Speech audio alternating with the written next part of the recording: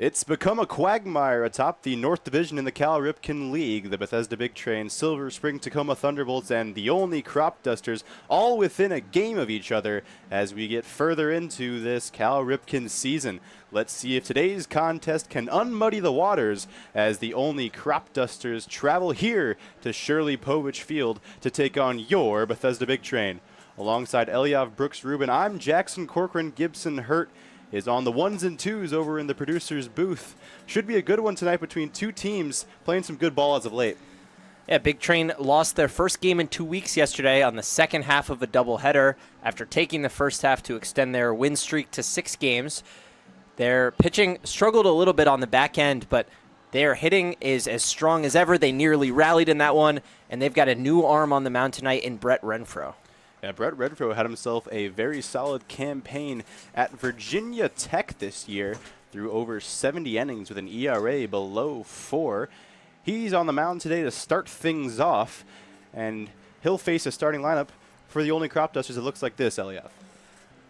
Yeah, well, the name to watch, and you see it pop up on your screen, is Cade Walter in the leadoff spot. The Big Train have not seen him yet, but he's appeared in 8 games. He's got 2 triples. He's got a double and a homer. He's stolen 9 bases on 9 attempts. He's the only player in the league with multiple triples. He's on a 5-game hitting streak. Circle that name and keep an eye on him because he's going to set the tone for the Cropdusters at the top of the lineup. And this is a team that is the lowest average in the Cal Ripken League, Olney is, but they can produce some runs when Cade Walter's having success at the plate. And not just Cade Walter, who's hot. Jimmy Kirk sitting there in the 3-hole playing first base. He's played just a handful of games, but he's hitting 6 of 13 with a homer and 5 RBI since being added to the roster. He went 1 for 4 against the Big Train in these two teams' last meeting. Renfro, the righty, starting things off against Cade Walter, the only right fielder. We're set to go here at Shirley Povich Field. My Orioles friend fan texted me the other day when Cade Povich pitched well and said, should rename it Cade Povich Field. I don't know if that'll happen just yet. Maybe if he was a Big Train alum. Maybe. The delivery. Ball low and inside from Renfro at 93 miles an hour, humming out of the hand of the big righty. Yeah, Renfro appeared with the Big Train last season for 1 game. He started but only pitched 1 inning, so we'll see if it's a similar situation. And Walter stays scorching hot. That's going to be extra bases. It's fair down the right field line. He's pulling up at second as Peyton Steele digs it out. Leadoff double for Walter. Well, off the bat, I thought that might be Walter's 3rd triple of the season. Nobody else in the league has more than 1. He's got 2. Not able to add to it there because of good job by Peyton Steele to get over and relay that ball back in. But Cade Walter is now on a 6-game hitting streak and is slashing over 1,000 OPS. Now we've got Zakai Hawkins striding to the plate.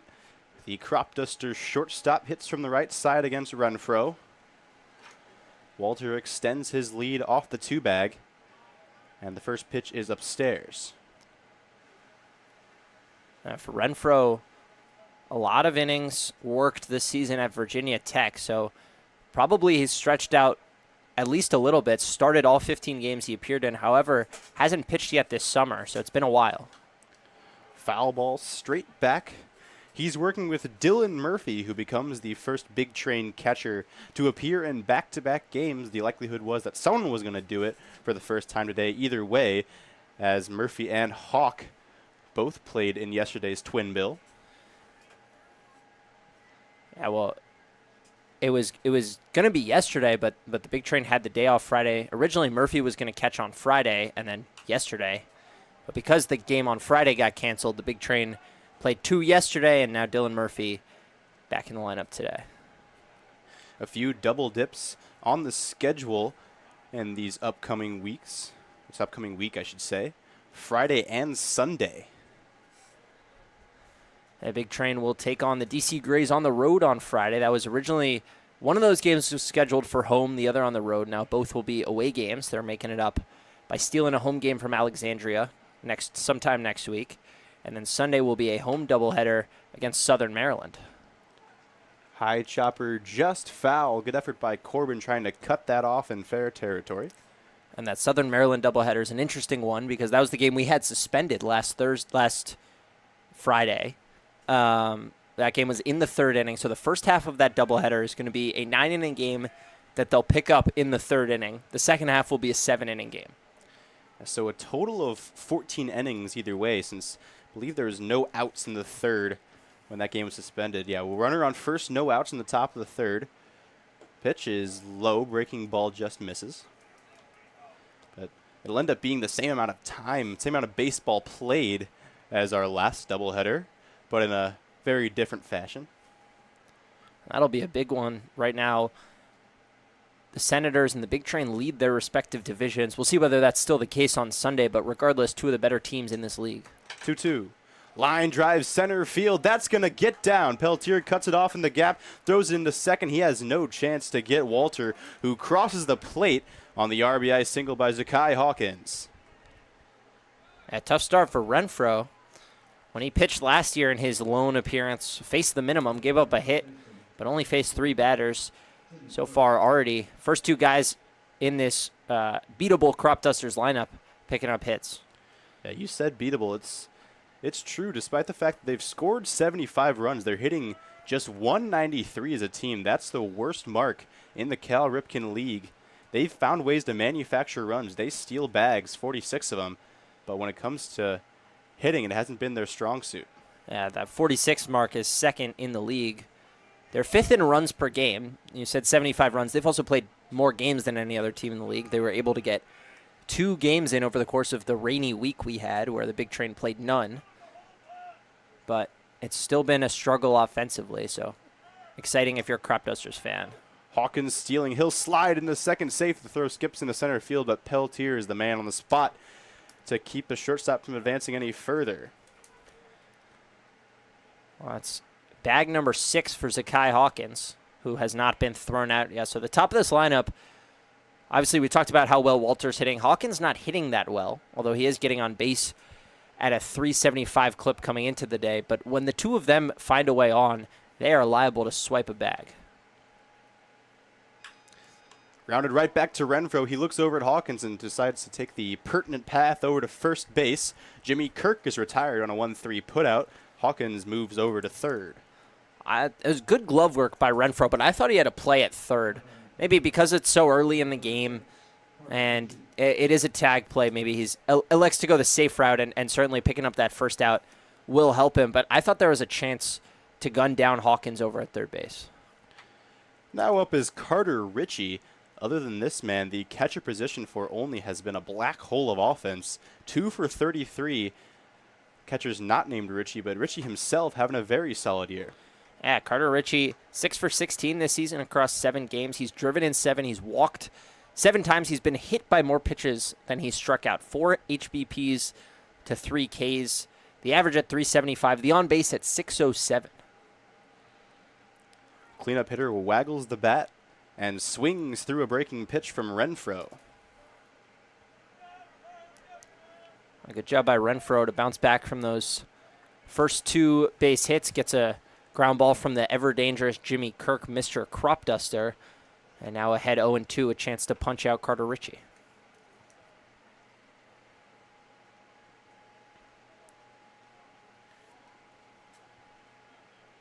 Ritchie wears number 36 on his back, dueling against number 43 Renfro.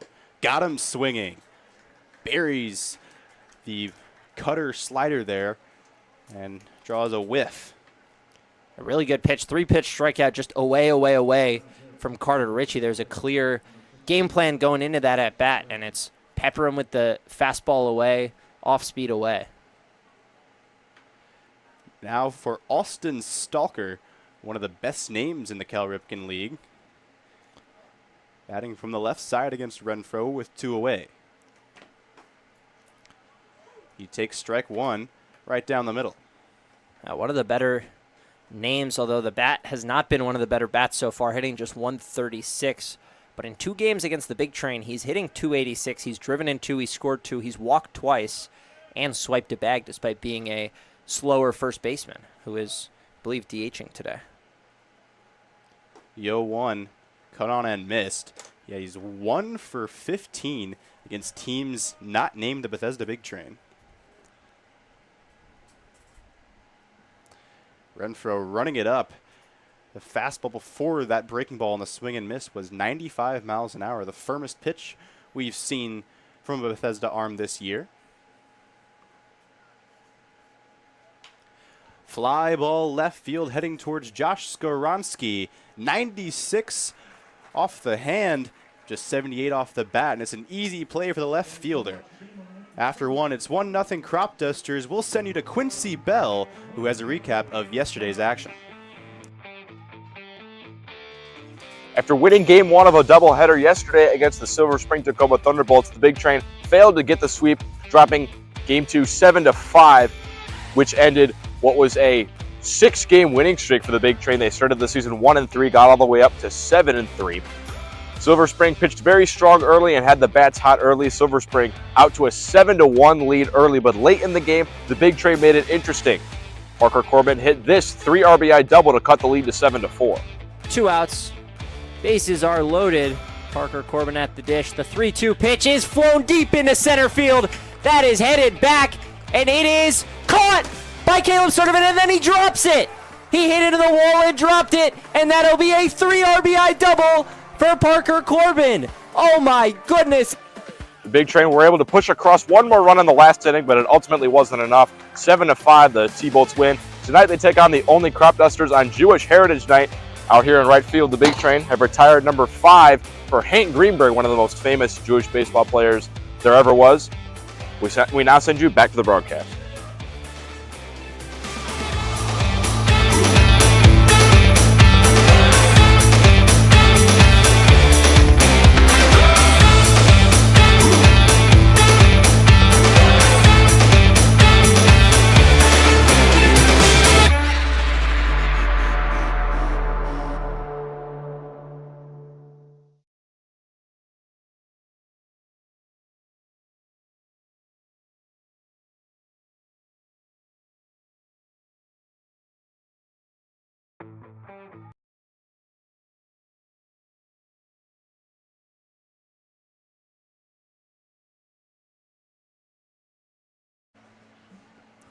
Leading off against Glenn Smith is Alex Pelletier. Should have just a bit late, so he's just now qualifying for leaderboards, and boy, oh boy, is he making his mark on him. Yeah, I'm going to run you guys through the list of where Alex Pelletier ranks on Cal Ripken League leaderboards. First in average, tied for first in hits, first in runs scored, second in OPS, third in on base, third in slugging, sixth in wait, I don't know why I have sixth in runs scored. That's where he was before his day yesterday. And he's top 3 in all of these categories, despite missing the first 2 games of the season. And also plays some of the best defense we've seen in the Cal Ripken League. He has been superb. Chops it towards short here. That's Walker Zampella, who tosses over to Kirk at first base to set down the immediate threat.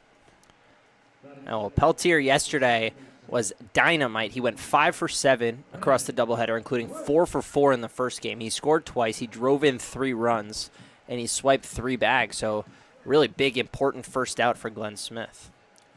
Smith so far this year has made 3 appearances 2 of them starts before this game. This is his 3rd start. He's thrown 10 innings, given up 5 runs for a 4.50 ERA. He's struck out 6 and allowed a 2.16 average against. Grounded towards short off the bat of Brennan Wright. Zakai Hawkins throws in the run. It's in the dirt. Jimmy Kirk goes to a knee and makes the play, digging it out and retiring Wright. At 3 pitches, 2 outs for Glenn Smith. Especially impressive against this Big Train lineup that looks a little different today. No Logan Panette for the first time all season. He's been a little cold lately, so he's getting the evening off. Peyton Steele replaces him in the cleanup spot, and Parker Corbin slides up to 3. He's been hot lately. Yes, Panette was 1 for 12 in his last 4 after that surface of the sun start that he had. He still leads the league in home run and RBI. Corbin with a 409 on base percentage and a 419 slug. He's driven in 11 runs so far this year. That's 5th in the circuit.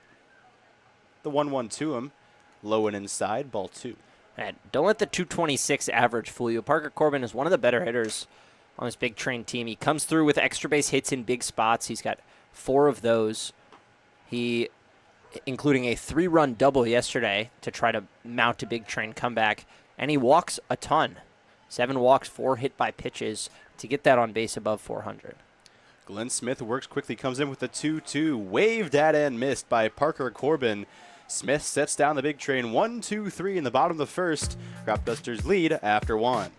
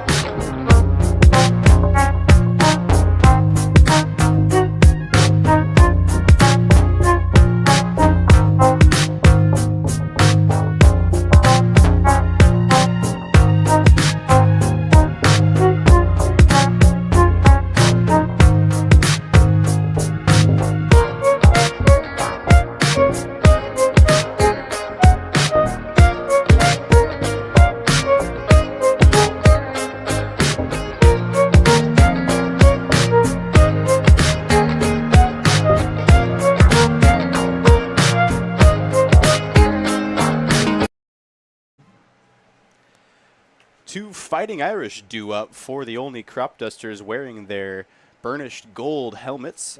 Jaden Knight is the first one. RJ Cromartie waits on deck. The left fielder Knight, leading off this 2nd inning, is 2 for 17 on the year. He went 0 for 3 against the Big Train in Olney. Did walk twice and was caught stealing. He's 0 for 3 trying to swipe bags this season.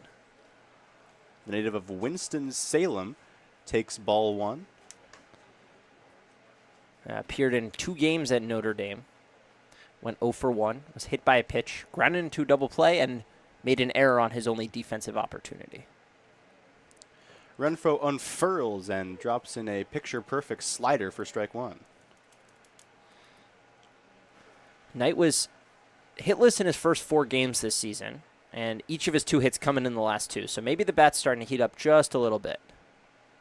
He cues that one foul towards his dugout, where there's a reserve sporting a spiffy straw hat in the style of the Cropdusters organization, who pride themselves on their rural connections. If you catch a game at First Responder Field, you might see them wearing uniforms that ape a flannel and overalls. There's certainly a look that draws strong opinions. We'll say that much. Personally, not a fan of either their home or road looks, but Everyone has their preferences. The check swing from Knight. He holds up, but only just. But it's enough to fill up the count. 3 balls, 2 strikes.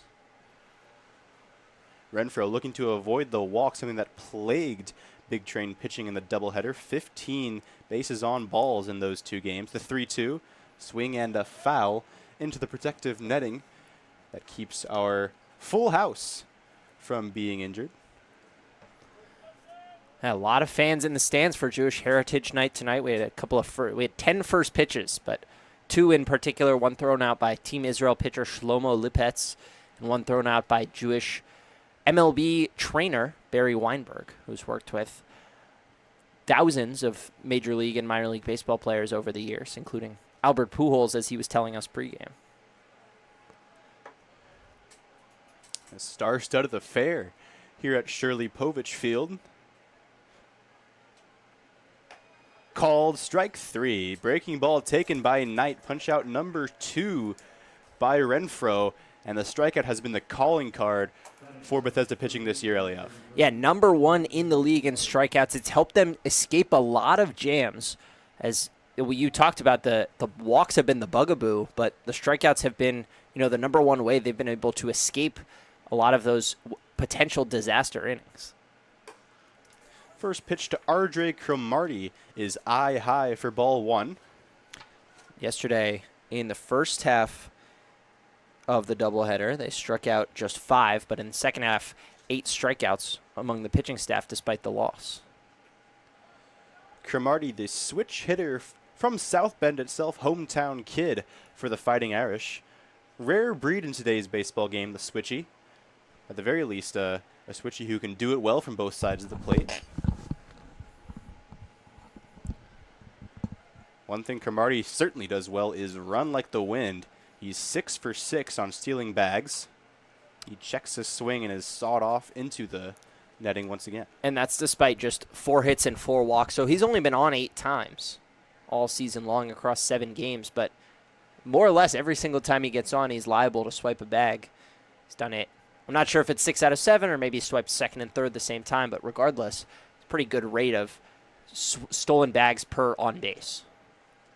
The wiry third stacker swings halfway, checks it again. We've had appeals to first and third, and they've both said, as Ricky Horton would say, no.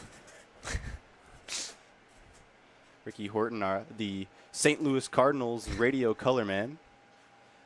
3-1 is in there. Really good pitch.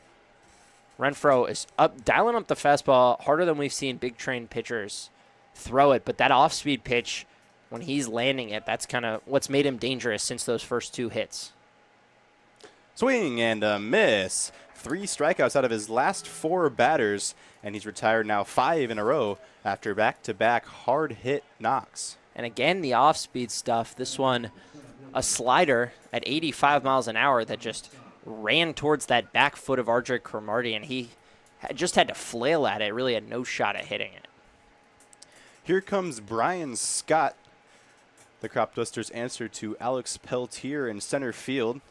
He hasn't quite been up to Peltier's level with the bat, but very good defender. We seen him make a couple nice plays when facing the Big Train.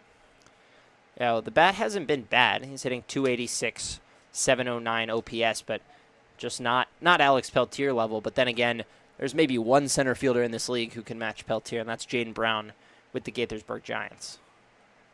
Might be the only player who can match Peltier for offensive production so far.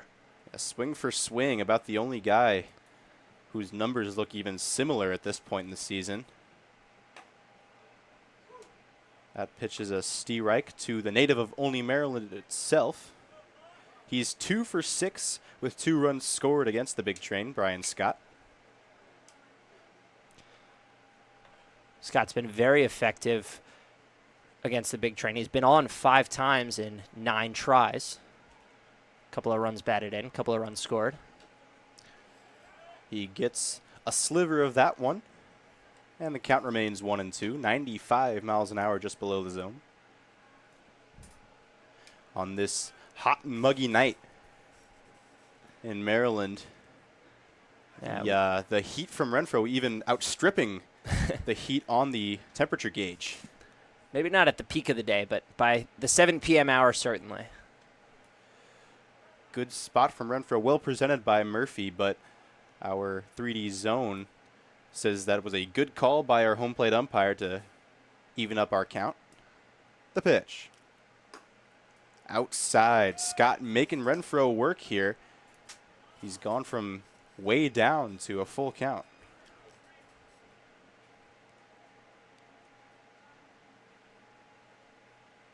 Payoff pitch. Got him swinging. Good morning, good afternoon, and good night to the Olney Cropdusters, says Brett Renfro. Still a one-run only lead after 1.5.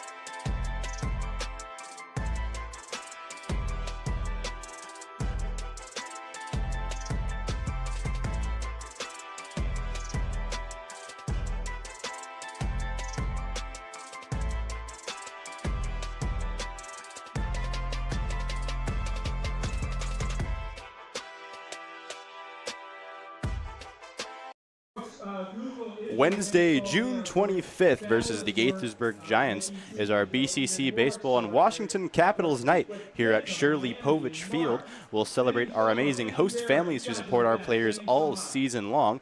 There will be beer available from Saints Row Brewing, and tickets are available at bigtrain.org/tickets, bigtrain.org/tickets. Peyton Steele leading things off in the 2-hole, in the second inning, I should say. He's in the 4-hole as a hitter, takes that pitch low. This is for Steele. The first time he's found himself in the cleanup spot. Well, that spot's been occupied by Logan Panette since before Steele even arrived. Missed the first 4 games of the season, did Steele. And Panette was in the cleanup spot since Game 3, had started in that 4-hole every single game until today. So first time it's opened up, and Peyton Steele has earned it with 4 doubles. He's slashing. He's got an 844 OPS, and also newly qualified for the leaderboards. Grounds it towards Hawkins, who's up and over. That throw scoots through the webbing of Kirk's glove at first, went in the dirt once again. Kirk dug out the first, but not the second, and Peyton Steele's going to reach to lead off this bottom of the second. And Big Train put pressure on you in a number of ways. Peyton Steele, as I was about to say before he hit the ball, newly qualified for the leaderboards, and he's top 10 in the league in slugging. That time putting pressure on the defense with his speed and forced a hurried throw from Zakai Hawkins and an E6. An uber efficient first inning for Glenn Smith. Big Train hoping to make him work a bit more in the second. Here's Emilio Gonzalez. He takes strike 1. He's hitting .342 on the campaign with 12 RBI. Had 2 knocks in yesterday's games, including a pinch hit double late in Game 2. A pinch hit double that brought the score within 2, and after an error by the right fielder, put him on third base, brought the tying run to the plate, but it could not be handled by Peyton Steele, who's following up Gonzalez in a pinch hitting role in that game, who flew out to center to end it. But his bat's starting to come around. Started a little cold this season, just won for his first 13, but since then has been red hot. The 0-1 to him is a changeup outside. Smith has still thrown just 14 pitches in this game so far. They're hoping to get some length out of him. He's thrown 3 or more innings in all of his appearances this year. Breaking ball guided up the middle for a base hit by Gonzalez. If there's anyone who can challenge Peltier for average on this program, it's Gonzalez, and he's on for the first time today. Well, finished 7th in the league in average last year at .337, and so far this season is hitting the ball even more consistently. Came into today .342. That will go up after that base hit. And he can do it to all fields. We saw him slug that double down the right field line yesterday. We've seen him hit doubles to the left field, and that time just stroking a single up the middle. Didn't have to hit it super hard. Came off the bat around 80 miles an hour, but found its way up the middle. Hit them where they ain't. That's been the baseball philosophy for over 100 years, and works out well for Gonzalez that time. Now John Martinez making his first start outside of the 3rd spot in the batting order after being hit by a pitch on June 9th and exiting the game as a precaution. He's 0 for 8, but he snaps that skid with a single into right field, rounding 3rd and being waved home. It's Peyton Steele. The throw is going to go towards 3rd, and it's sailed. Gonzalez has to stay put there, but Martinez is able to make 2nd base with an RBI hit. Now, you said it. Didn't have a hit in a week and a half, partially due to the injury, partially due to rain, and just slumping a little, trying to find his form. Started both games yesterday, went 0 for 4, found his way on 4 times, and this time just sneaks a single into right field. And suddenly the Big Train are in business after a quiet first inning. We're all square. It's 1-1, and Josh Skaronski trying to break the hopefully short-lived deadlock. Runners at 2nd and 3rd, still nobody out for the Bethesda left fielder. First pitch swinging, he grounds it towards Zampella, who retires Skaronski, but an RBI ground out makes it 2-1 Big Train. Now, Zampella was playing pretty deep on the grass. Emilio Gonzalez didn't get an immediate jump on that, kind of stayed put and then realized how deep Zampella was and took off for home. If Olney had elected to put the infield in, I'm certain that Gonzalez would have stayed put. But early in the game, kind of the same way that Renfroe decided to go to first instead of trying to tag play at 3rd. Cropdusters put their defense back, and Big Train take the lead. Wesley now up. He's serving as today's designated hitter, tied for the league lead in doubles with 4. The corners are in. The middle of the infield is back for Olney there. Shading Wesley ever so slightly to the opposite field. The throw gets away from the pitcher. Taking off from 3rd and scoring is John Martinez. The throw back from Carter Ritchie got away from Glenn Smith. Martinez saw it, read it well, and sprints home to make it 3-1 Big Train. I was heads-up base running, and so heads-up, in fact, that I had looked down at my scorebook. I didn't even realize until you started talking that the ball had gotten away from the pitcher, but Martinez head on a swivel, creeping down that line, and is able to score without forcing Wesley to drive him in. Soft pop-up from Wesley is snared by Zampella. 3rd play of the day for him, but that's the type of play that coaches love to see, Eliab. If they're watching John Martinez's film, they say, wow, that's a guy who knows how to play the game of baseball. And that's the kind of thing that you do when you're in a little bit of slump. I know he just got the hit, but still 1 for 9 in his last few weeks. But when you find a way on base, just manufacturing runs, and Big Train have done that well as a team. Martinez especially, at the plate, he leads the league in sacrifice flies and on the base paths, doing things like that. Just the little things where, in that situation, if he stays put, the run may not score. Ground up the middle, snared by Zampella. This one is snagged on the short hop by Kirk. Nice defensive play by Olney in an inning where they made 3 errors, helping the Big Train to 3 runs on 2 hits. Bethesda now leads 3-1 after a pair of innings.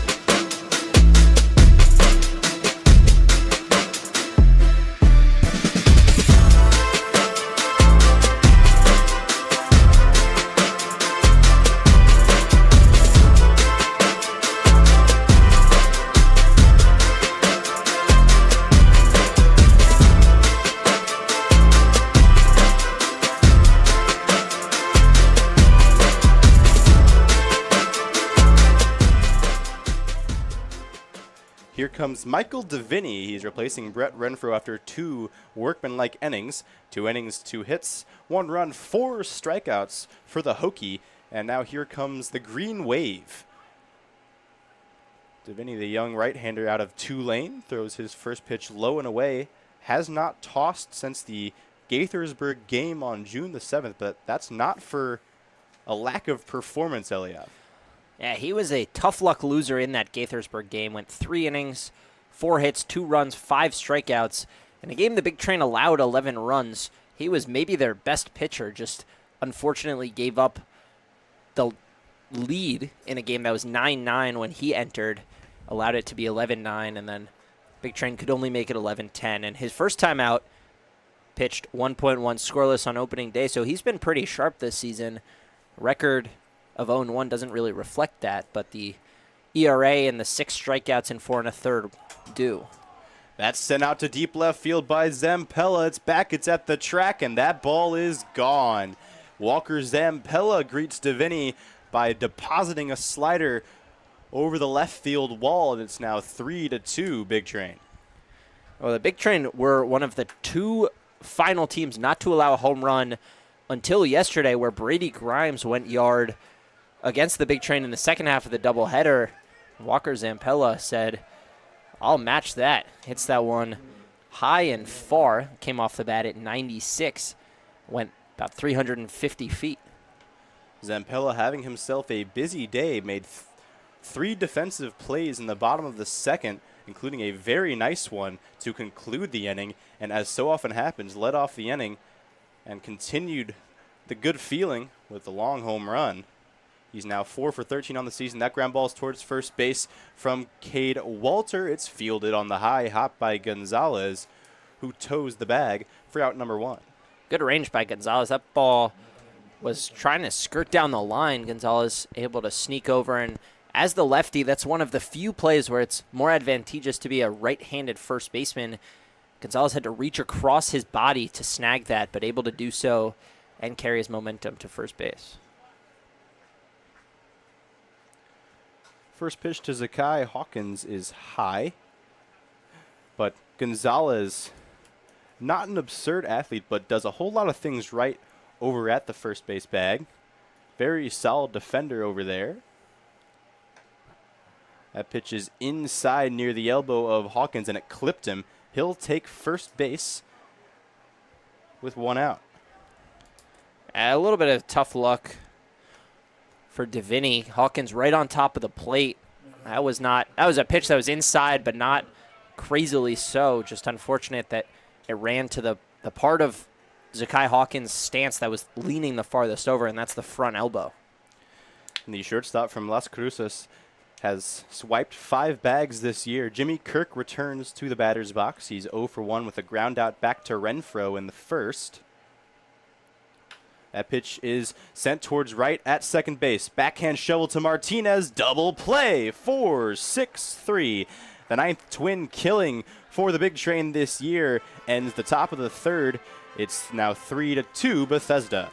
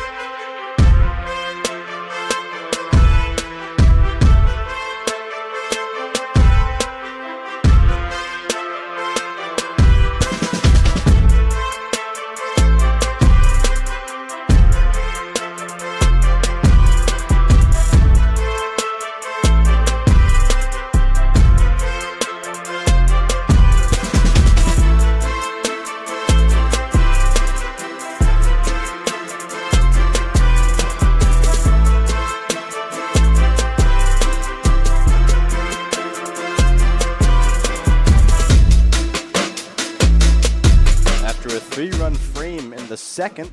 Alex Peltier returns to try and tack on some more.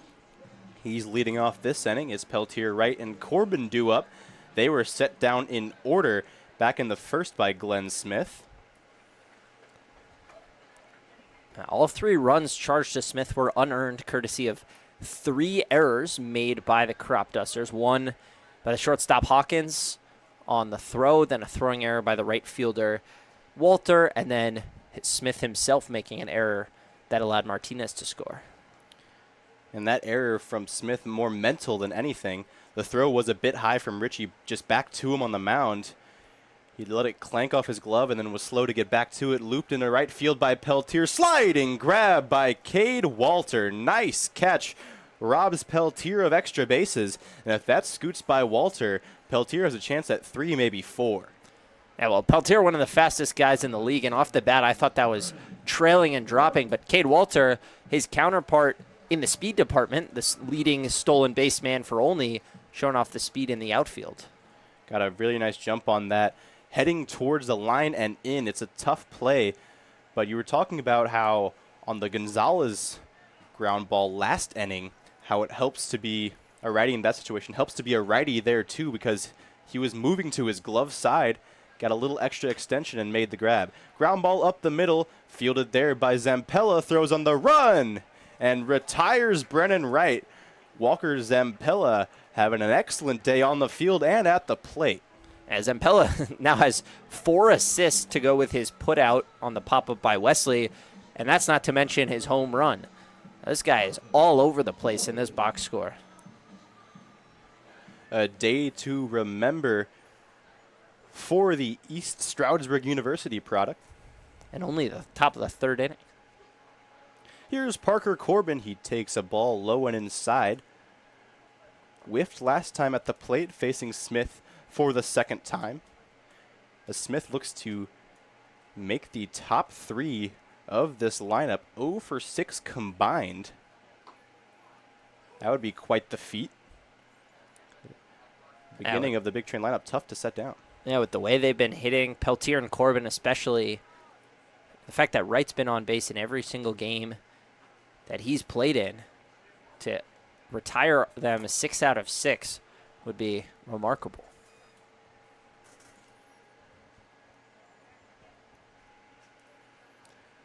Delivery fly ball shallow right field coming in and calling off Zampella is Cade Walter. 1, 2, 3 go the top 3rd once again. A pair of catches by Walter and a ground out to Zampella retires the side with the Big Train leading by 1 after 3. Eliav Brooks Rubin will tell you about the middle innings when we return.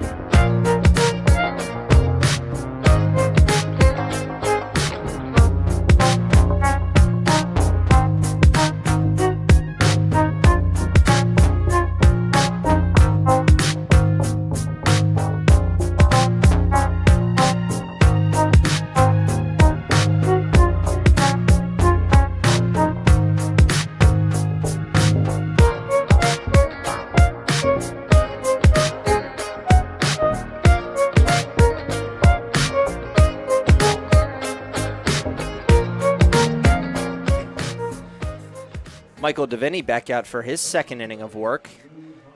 Allowed a leadoff home run in the 3rd, but then worked quickly a 3 unassisted and a double play to get him out of that 3rd inning. He will face the heart of this Cropduster order. It's Carter Ritchie, who was the first of 4 strikeout victims against Brett Renfro. First pitch runs upstairs. Ritchie has played at 3 schools in 3 years, 3 schools in 4 years, I should say. 2 years at South Mountain Community College, and a season at Lipscomb, and this past year played at VCU. VCU, one thing I remember most about them as a SLU Billikens basketball fan is Mo Ali Cox terrorizing the Billikens back in the day before moving to football. Mo Ali Cox, tight end with the Colts, at least most recently in the NFL. Strike one from Diviney on the outside corner. But a tall man, I believe he stands at 6'8" or 6'9". Diviney's fourth offering is low, and the count runs to 3-1. Through 3 innings, the Big Train did not walk a batter. Diviney trying to keep that trend alive here. I mean, that's been the crucial factor of Big Train pitching, whether they're filling up the zone. 3-1 is hit hard in the air to center field. Peltier going back on it. So is Steele. They both dive, and Peyton Steele comes up with the ball. A beautiful play from both outfielders who looked like they had a beat on it, but Peyton Steele, the one who makes the highlight reel grab and robs Richie of extra bases. And almost as exciting as the catch is the fact that, I mean, both players are up and walking back. That could have been very, very dangerous, and thrilled to get out of that with 2 healthy outfielders and an out on the scoreboard. Austin Stalker steps in, trying to follow up that act, is Michael Diviney, who starts off strong with a 2-seam fastball that runs away from the bat of Stalker. And the big, lanky right-hander throws from a low slot, gets a lot of extension on his pitches, and they really take off in the arm side direction. Throws another arm side fastball. That one 87 miles an hour, top of the zone, and it's foul tip. Diviney stands at 6'5". Austin Stalker stands at 6'4". Matchup you might see on the basketball floor, as likely as the baseball diamond. 0-2 pitch outside. And Diviney has a fastball that has the movement profile of a lot of guys' changeups with still fastball velocity approaching 90 miles an hour. 1-2. Swing and a miss. Down goes Austin Stalker. Diviney makes quick work of him. There are 2 away.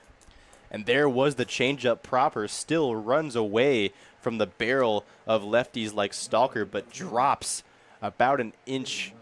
I mean, just fell off the table that time. Really nice pitch from Diviney. Beautifully located, too. So after allowing that leadoff home run, Michael Diviney has settled down. Similarly to Renfro, who gave up a run on the first 2 batters he faced and then proceeded to strike out 4 of the next 7. 4 of the next 6, even. Swing and a miss from Jaden Knight, one of 2 Notre Dame products back-to-back. Knight struck out in the second inning, and Diviney ahead 0-2. Boy, oh boy, he's got the off-speed delivery working.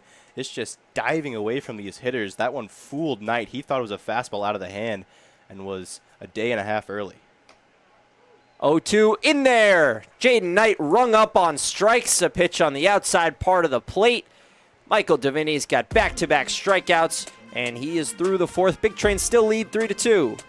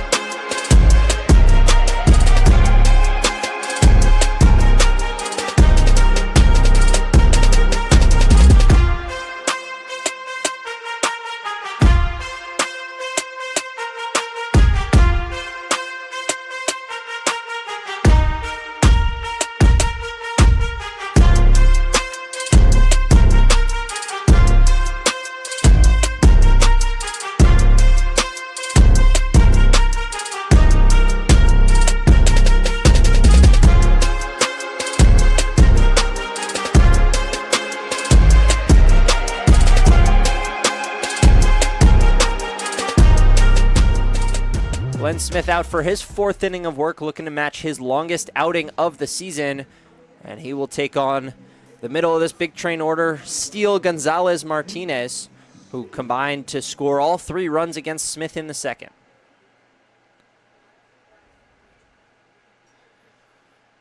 Peyton Steele leading things off, reached on an E6, came around to score in the 2nd, bounces the first one behind himself, foul.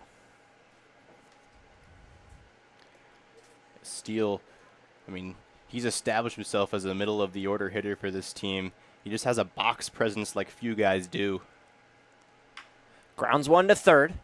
Bobbled and dropped by Cromartie. The throw over is going to be late, and Steele will reach on an error for the 2nd time today. And the big train, they have done already. Hopefully they can continue to do so. Make more meal out of errors in this contest than they did game 2 yesterday. 4 miscues by the Thunderbolts in that 2nd game, but overall offensive output from the big train was a bit wanting. Today, 3 errors in the 2nd that all turned into runs. Hopefully Steele is the same. Gonzalez singled back in the 2nd. A nice line drive right up the middle. Pops one, fouling out of play.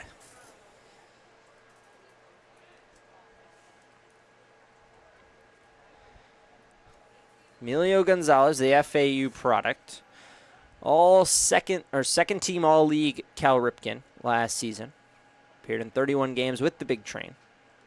Drove in 27. This year he's already drove in 12. That's good for a tie in 2nd place behind Logan Panette on the leaderboard. Glenn Smith blows a tire there on the mound. Looks like he just caught a bit of a sandy spot coming down the hill, and he's all right. This field was watered prodigiously before the game. Pickoff towards Steele, not in time.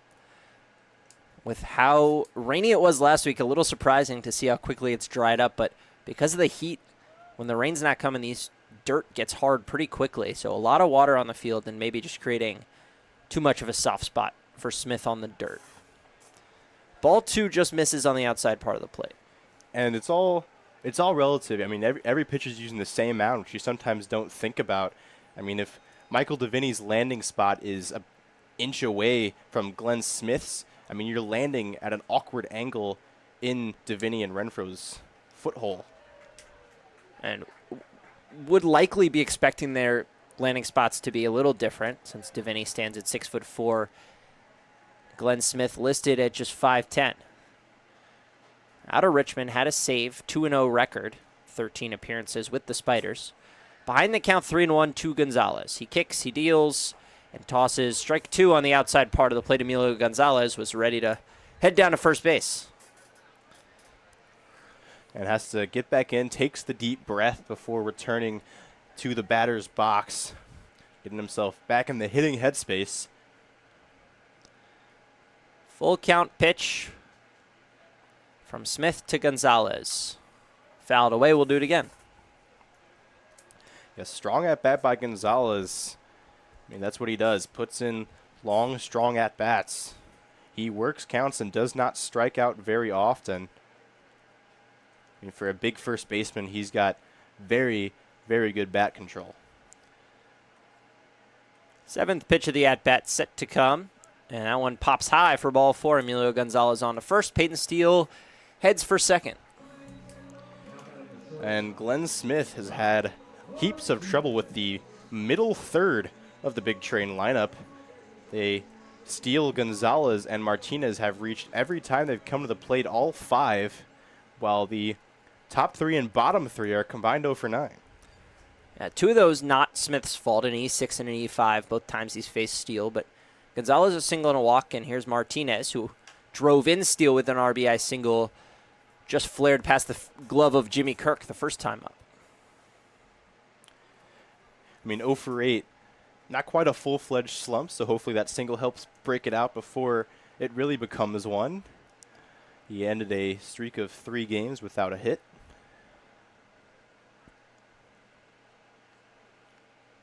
Oh, 1 pitch from Smith has popped up foul once again.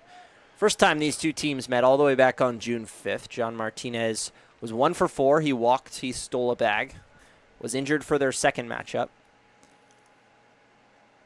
back in the lineup here. Matchup number 3 of 6 between the Big Train and the Cropdusters. 0-2 pitch, grounded up the middle. Handled by Hawkins, flips to Zampella. 6-4-3 double play. Martinez is set down, and there are 2 away with Peyton Steele on third base for Josh Skoronsky. Yeah, now it's a decently big at-bat for Josh Skoronsky. I mean, it feels like the Cropdusters are knocking on the door here with this one-run game. And with a leadoff error, you'd really rather not strand that on the base paths. Want something out of Skoronsky here. Skoronsky 0 for 4 yesterday, across 2 games. Did walk twice, scored both times. And hit a couple balls really hard. Smoked one into center field and was robbed by a web gem by Caleb Sturdivant, who ended up turning 2 on that play. And then hit one hard at the first baseman, which was caught. Looking to hit one hard for a base hit here. Ahead in the count 2-0 against Glenn Smith. Yeah, I mean, that's the type of thing that comes out in the wash eventually. Got jobbed a bit on those 2 well-struck balls. But when you're hitting 220 like Skoronsky is right now, it feels like nothing's going to fall.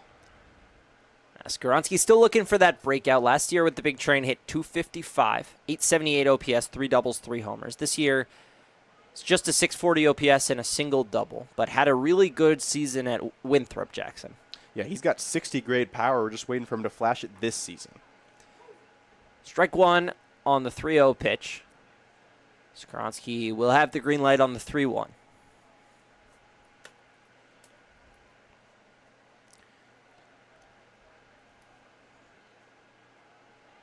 Smith offers. Line sharply and into center field, a base hit. Peyton Steele scores easily. Skoronsky rounding, and he's heading for second. A tumble out there by Brian Scott, and Skoronsky will be in with a stand-up double. The Big Train are up 4-2. And that's what we've been expecting to see from Skoronsky from the very beginning. That's what we know he has in the toolkit. That ball is absolutely scalded into the gap, 100 off the bat. It is just killed, jumped on a pitch in a hitter's count, went down to get a pitch just above the edge of the low zone. Good piece of hitting by Skoronsky, and got what we needed, an RBI out of the left fielder. So another unearned run charged to Glenn Smith, but another run nonetheless for the Big Train, who pad their 3-0 lead. Short arm by Carter Ritchie. We've already seen some issues in the catcher-to-pitcher connection. That time bounces one up for Smith to field. 1-0 count to Matt Wesley, who's got some pop of his own. But going to Ritchie, that's an odd thing. You know, I've seen it happen before. Played with a catcher once who was a fantastic blocker, had a cannon arm, I mean, framed with the best of them. And then one day he just couldn't figure out how to throw back to the pitcher anymore. I call it the yips. It's a legendary story. I never played with him, but a guy who graduated the year before I arrived in my high school team, a similar situation, was an awesome catcher and suddenly developed the yips his senior year and was unplayable. It's not likely a situation of the yips, probably just a ball that slipped out of his hand. There's a clean throwback, but yips are a real thing that affect baseball players every year. Yeah, it's mental, and I don't like to say the Y word because it is something you don't want to wish on anybody. And obviously, 2 throws, everything else has been right to the chest from Ritchie. I agree. I don't think it's anything like that, but it's something you don't wish on your worst enemy. 2-2 hits Matt Wesley. So Glenn Smith had him on the ropes, but puts Wesley on, and Dylan Murphy will bat with 2 on and 2 away. Murphy this season, the player with the most at-bats who has yet to strike out, Jackson. 18, including his first at-bat today. And yeah, for as good as the Big Train pitching has been as striking batters out, Big Train hitters have been just as good at avoiding the K. Dylan Murphy, the poster child, puts the ball in play, and many times for him, good things happen. Puts it in play here, a little flare, and it drops in front of the center fielder, Scott. Josh Skoronsky scores. He was moving off the bat. An RBI single for Dylan Murphy. The Big Train lead is 5-2. And gets jammed a bit there, but strong enough on the hands to flare that into center field. That's what happens when you put the ball in play. There's a reason he has an on-base percentage nearing 500. It's because he goes up there with the mindset of finding a weak spot in the defense, just seeing what happens, putting the barrel near the baseball. And a meeting on the mound. Glenn Smith going to have a discussion with his coach. 5 runs charged to Smith, the most this season. All are unearned. Yeah, it's been a tough luck day for Smith. Defense has not done him any favors. A couple of fielding errors, a couple of throwing errors, one of which was his own fault, at least charged to him on the scorecard. But it looks like we're not going to have a pitching change, so just a conference. Smith tasked with finishing out this inning if possible. This is one where Glenn Smith is going to, punch a pillow at night because he really has pitched quite well, gotten a lot of soft contact. I mean, you go back through the hits for the big train today, there's been 4 of them. Gonzalez just guides up the middle. Martinez splits the 3-4 gap. Murphy there, a little dying quail in the center. Only Josh Skaronski's double well struck. And then obviously those 4 errors plaguing him. Peltier grounds one up the middle, a base hit. Oh, but it's snagged. It'll be a single. And the pick to throw is Wesley, but I thought that was through for an RBI single. Zakai Hawkins came out of nowhere and kept that on the infield, saved himself a run. Oh, absolutely. I'm with you 100%, Eliab. I thought that was ticketed for center field. Hawkins, obviously, it won't show up on his ledger, but that's a run-saving play. If they can get right here, I mean, it's going to go down as a potentially important play in the game. Very nice job by Hawkins to get to that baseball, extendable arm. The free-swinging Alex Peltier is now hitting above 500 with runners in scoring position and 750 with guys on either second or third or both and 2 outs. So that is not only the bat that you want because he's been the best hitter overall, but he's the clutchest hitter on this team too. Brendan Wright, bases loaded, 2 outs. Big Train have struggled with the bases loaded this season, just 3 for 21. Wright takes strike 1.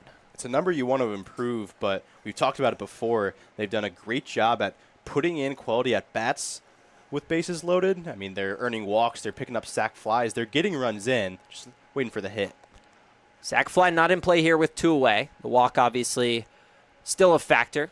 Glenn Smith still yet to walk anybody. He hit Wesley, he did walk Gonzalez, my mistake. But 1 walk, 1 hit by pitch across 3 2/3 for Glenn Smith. Brendan Wright in a 2-1 count. Ball 3 runs way outside, and Smith looking a little shaky on the tail end of this 4th inning. Yeah, right. Not necessarily a guy who's up there looking to walk, but I'd want him to be a bit patient with this 3-1 pitch. I mean, Smith has filled the zone for most of the day, but you mentioned looking a bit shakier as this inning drags on and on for him. Brendan Wright has walked 8 times this season. He's been on base in every game, and he swings freely at that one, flies it down the left field line, but out of play. Yeah, I mean, that's Wright's approach, and you don't necessarily want to take a guy out of his approach, but that's not a swing I'm in love with. It's a good pitch from Smith, dots off the corner, and I don't think there's a whole lot that's Brendan Wright can do with that, but now obviously in a 3-2 count, need him to protect, and he's plenty capable. Full count, 2 outs. Glenn Smith kicks, deals, and Wright lines one into center field, and it will hang up for Brian Scott. Scott stumbled, but able to make the catch. The Big Train come away with 2 runs, but strand the bases loaded. And in between innings, we will hear from one of our VEC interns, Jack Coble. Take it away, Quincy. We're back with another intern interview. We're here with Jack Coble. Jack, tell us what you do for the Big Train. I'm a game day operations intern, so pretty much all the in-game activities, entertainment, sessions, ticketing, I help run and take part of. Is that what you got there? Is that what you got there? Yeah. We have our schedule. We're given about each person who works on field is given a schedule to about like certain in-game activities. For example, today it's pretty slow. It's just a cup run and then a guest song contest that we have. So what drew you to work for the Big Train? I want to work in sports eventually, whatever capacity that is. And you gotta start out at the bottom. You gotta get experience, and it's a great place to do it. A lot of good experience and a very good community here. What do you think is the coolest or most fun thing you've done so far? Definitely the pup run. I really enjoy doing that. The kids have a great time every single time. And yesterday on Pride Night, we had the presidents with us, and it was really fun to see their faces and the joy that they had seeing the presidents run. It's really fun. That's just like making people's day it's awesome. All right, thank you, man. Yeah, no problem.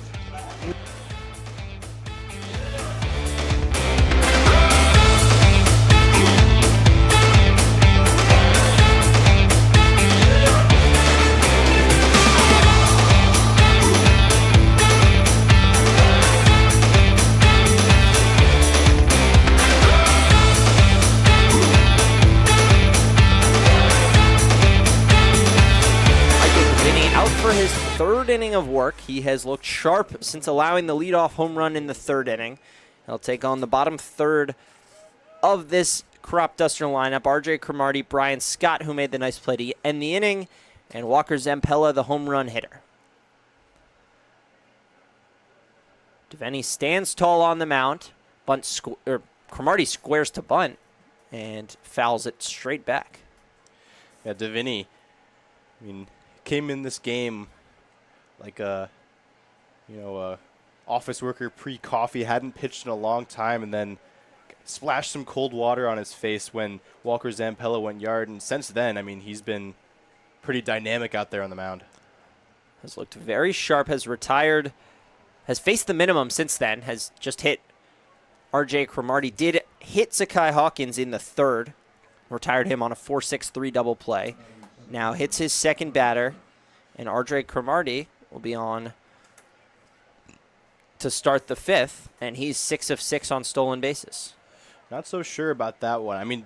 Certainly didn't hit the body of Cromartie. I don't even know if it nicked the jersey. It looked like the ball kept on the direction it was going, but Cromartie took off right away towards first, and the umpire concurred.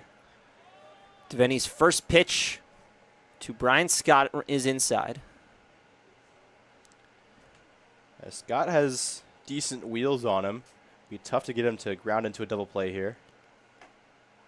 And that hits Brian Scott, so a couple of barely nicked HBPs for Michael Devaney, and now he sees the guy who got the best of him first time through, and Dylan Murphy will go out to calm down his arm. Yeah, boy, those did not get much of the Cropduster hitters. They won't be hurting tomorrow, that's for sure. I think it was about an atom and a half of Brian Scott's elbow guard that got sawed off there on the fastball. Now, almost non-existent, the contact, but almost doesn't count for anything, and there are 2 on with no outs. And Walker Zampella at the plate. He has had a phenomenal day, both at the plate and in the field. Homered off of Devaney his last time up, squares to bunt this time, showing its versatility, takes strike 1. Yes, it's a bunting situation, but, Zampella, he wasn't hitting terribly coming into this game and then mashed that home run. Surprised to see him square at all. Appearing in just his 4th game this season, squares again, lays it down. It's a beauty down the third baseline. Devaney has one play at first, and Brendan Wright is over to stretch on the other side. So a successful sacrifice bunt for Zampella. The runners each move up 90 feet, and there's one away for the top of the order. And that's textbook bunt defense from the big train. You have Gonzalez crashing down the first base line. Devaney hops to cover the third base line. Gets to it, does exactly what you're supposed to do as a pitcher in that situation. You're supposed to go, bare hands, get a clean grip, and come up throwing. You don't have time to shuffle. You don't have time to move. He comes up immediately, throws a dart over to right, who hustles over to cover. And a good stretch by the impromptu first baseman. A really good work defensively by the big train. The best defensive team in the league by fielding percentage, fewest errors. So far, 0 today compared to 4 on the other side. Devaney now officially in a jam. 2 ducks on the pond with just 1 out, and Cade Walter, the best hitter in this Olney lineup this season, at the plate. Dropping another changeup that time is Devaney. That is a pitch that's served him well today and probably needed again in this at-bat against a tricky batter in Walter. 1-1 pitch. Fouled straight back. But that's a pitch that Walter might want back. Down the middle in a 1-1, and he unleashed a mighty hack at it, but couldn't square it up. But now Devaney holds all the cards in this contest. Devaney looking for a strikeout. 1-2 pitch. He kicks and deals and misses low and away. Not a bad pitch in that situation, just off the plate. But cannot get a chase from Cade Walter, who has struck out 7 times this season. Deviney looking to make it 8. His 2-2 is a big swing and a miss. He sets down Cade Walter. And Michael Deviney has recorded the second out of the inning. The runners remain at second and third. And that changeup, you see it again there. It is just tumbling out of his hand. I mean, a changeup is a pitch that few pitchers at the collegiate and high school levels are able to master, but if you can, it's one that can be a real difference maker for you. A lot of guys can throw a sharp slider. Very few can throw a changeup like that. Yeah, Big Train, as a staff, their breaking balls have been their strong suit, the sliders, the curveballs from Drew Bellis. Not a lot of guys throwing very successful changeups, but Michael Deviney has it working here today. He is 1 out away of getting out of a jam. Kai Hawkins stands in his way. He's been on twice. A single and an RBI in the first inning, and then was hit by a pitch back in the third and quickly erased by the 4-6-3 double play. Counts even at 1. Big Train lead 5-2 in the 5th. Michael Deviney looking to keep the score where it is. His third offering, grounded to third base, but foul. Off the hands of the third base coach for the Cropdusters. The Walter strikeout's why I don't necessarily love the bunt call from Olney coaching, because you're giving away an out after letting the first 2 guys reach. And yes, Walter, very good hitter. He's a guy you want up in a second and third spot.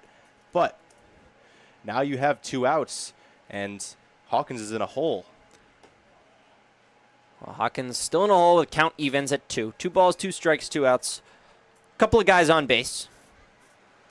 But Deviney has strikeout stuff, and if you give him an avenue out of it by handing him an out, he's got a good chance at wriggling his way free, 1 pitch away from doing just that. See what he goes to. 2-2, back to the changeup, but this time misses low and away. And Hawkins a tricky at bat. We've seen that in the times that he has played against Bethesda. Working well here. As you mentioned, 0 for 6, but a lot of long at bats, a couple of walks. Obviously the hit back in the first. Full count, 2 outs, and just misses ball 4, and that will load the bases for the big thumper in Jimmy Kirk. And now Hawkins has reached all 3 times, and Kirk, not necessarily a welcome sight for Deviney. As mentioned, came into this game 6 for 13 with a home run. Slugged that bomb just yesterday in a wild comeback win for Olney over the Giants. Yeah, Olney was down 8-2 after 7, put up 5 in the 8th, 2 more in the 9th to win that one 9-8. Jimmy Kirk is Mr. Cropduster. The Cropdusters have been around for 5 years. Kirk's been on the team for 4 of them, including this one. He has a career OPS over 1,000 with the Cropdusters. Bats in the middle of this lineup, bases loaded, 2 away. Takes strike 1 and then looks at ball 1 in a very similar spot, but off the plate.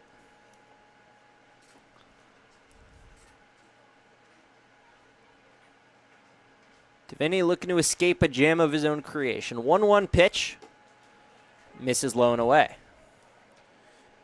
Yeah, has not given up a hit still since the home run to lead off the third. All 3 runners that have reached have been on free passes, and now down in the count to the dangerous Kirk. 2-1 pitch. Deviney kicks and fires. Popped foul. Yeah, got that one up towards the top of the zone. Able to evade the barrel of Kirk, and now with the 2-2, you have 1 pitch to play with out of the zone. Probably see a chase pitch from Deviney. Key is to keep it close enough to draw the eye of Kirk while still avoiding danger areas. 2-2 pitch. Deviney kicks. He offers. Ball 3. And we have the fullest of counts. 3-2. 2 away. The bases are loaded. And the Big Train protecting a 5-2 lead that could disappear very quickly. Deviney, the deep breath. He lifts, he throws. Strike 3 on the outside part of the plate. Michael Deviney escapes. And the Big Train, he hold the lead at 3. magic from Michael Davini. He punches out Walter. He punches out Kirk. And the big train will go to their half of the fifth, still leading 5-2.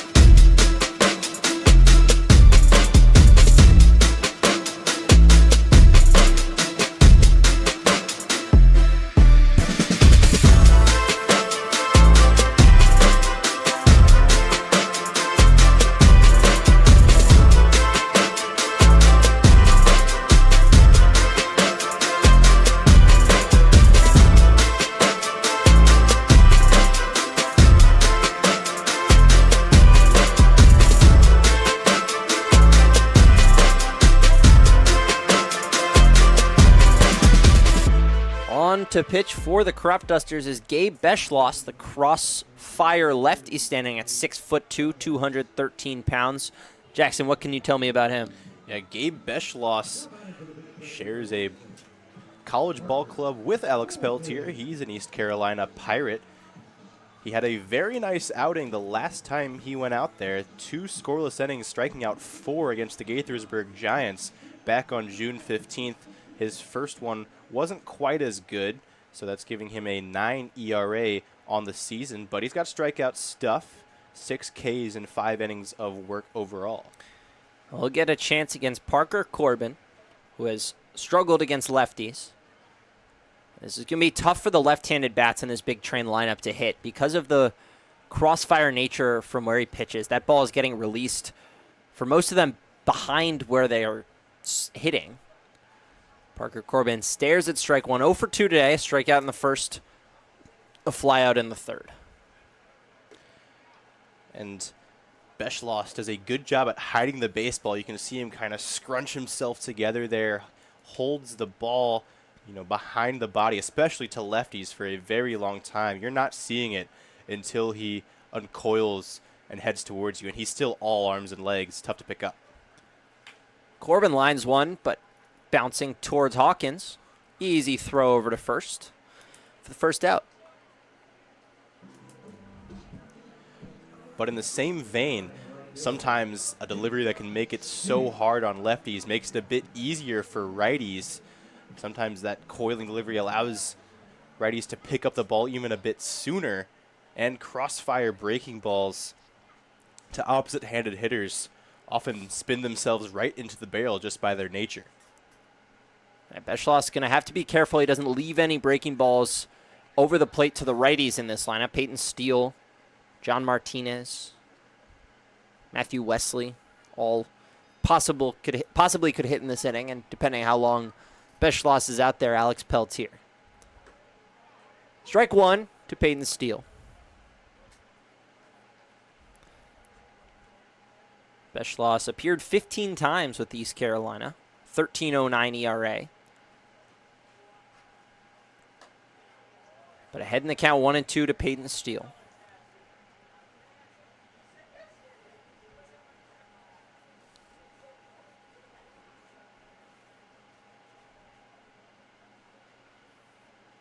Beschloss comes set, ahead 1-2.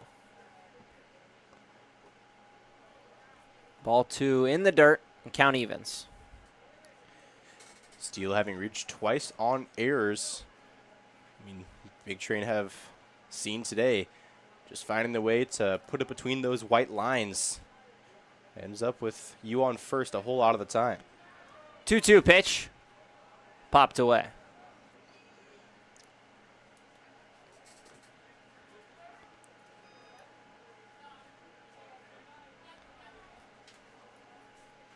Peyton Steele has reached twice today, both on errors by the left side of the infield. First a throwing error by Hawkins, and a fielding error by Cromartie. 2-2. Bounces, and count loads up.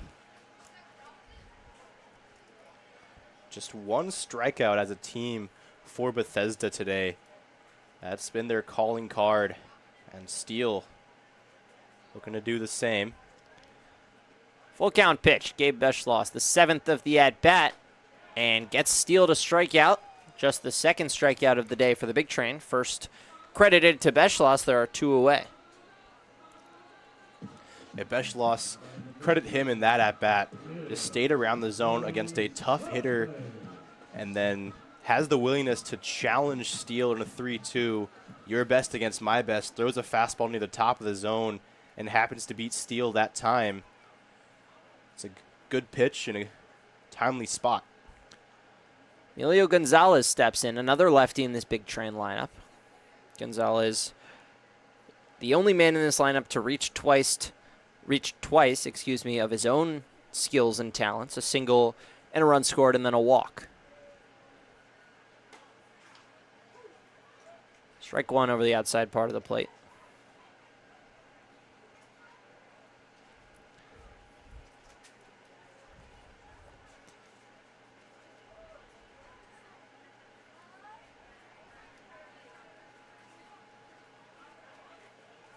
Beschloss home and spots up for strike 2. There's where we're talking about that crossfire delivery. From Gonzalez's point of view, it feels like he's just pulling it down from your head to the lower outside corner. You have to be really disciplined, staying with that ball, trying to drive it the other way if you want to do anything with it. 1-2 from Beschloss. Bounces it home. So crucial against same-handed, sort of two-seam sinker baller types like Beschloss to try and go the other way as your first thought. If you try and pull the ball, Beschloss smiles and laughs at you. That's exactly what he wants you to do, because when you pull, that's when you ground out. When you go the other way, it's when you're able to get a line drive, get it in the air. 2-2. Gonzalez trying to go the other way, just leaks it foul. It's an A-plus defensive swing from Gonzalez. I mean, Beschloss does exactly what he wants with that delivery. Dots up the outer half with a big breaker, and Gonzalez just stays with it. Tried to dump it in the left field. If he had done it, it would have been a brilliant job. As it is, he does well enough to see another pitch. 2-2. Grounded softly to third. Cromartie cuts off Hawkins. He double pumps and still has enough to get Emilio Gonzalez. An 11-pitch inning for Gabe Beschloss. And the Big Train go down in order. We go to the 6th.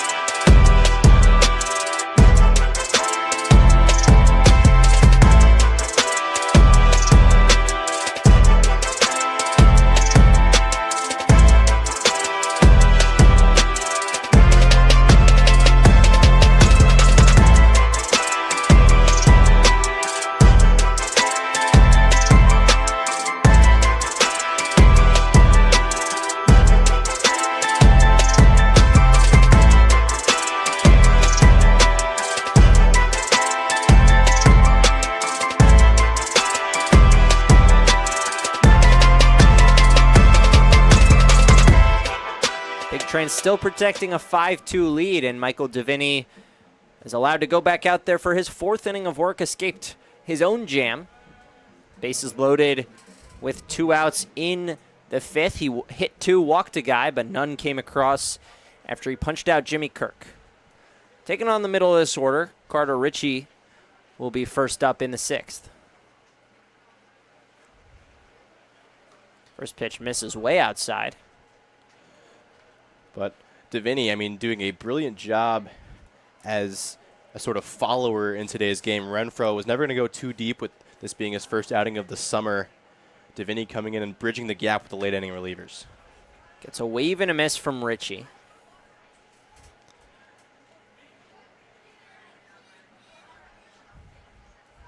If Deviney records an out, this will be the longest outing of his season.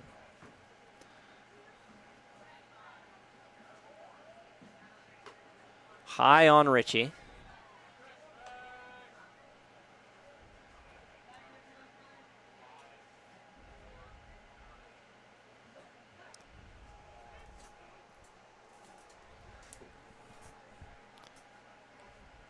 Two one.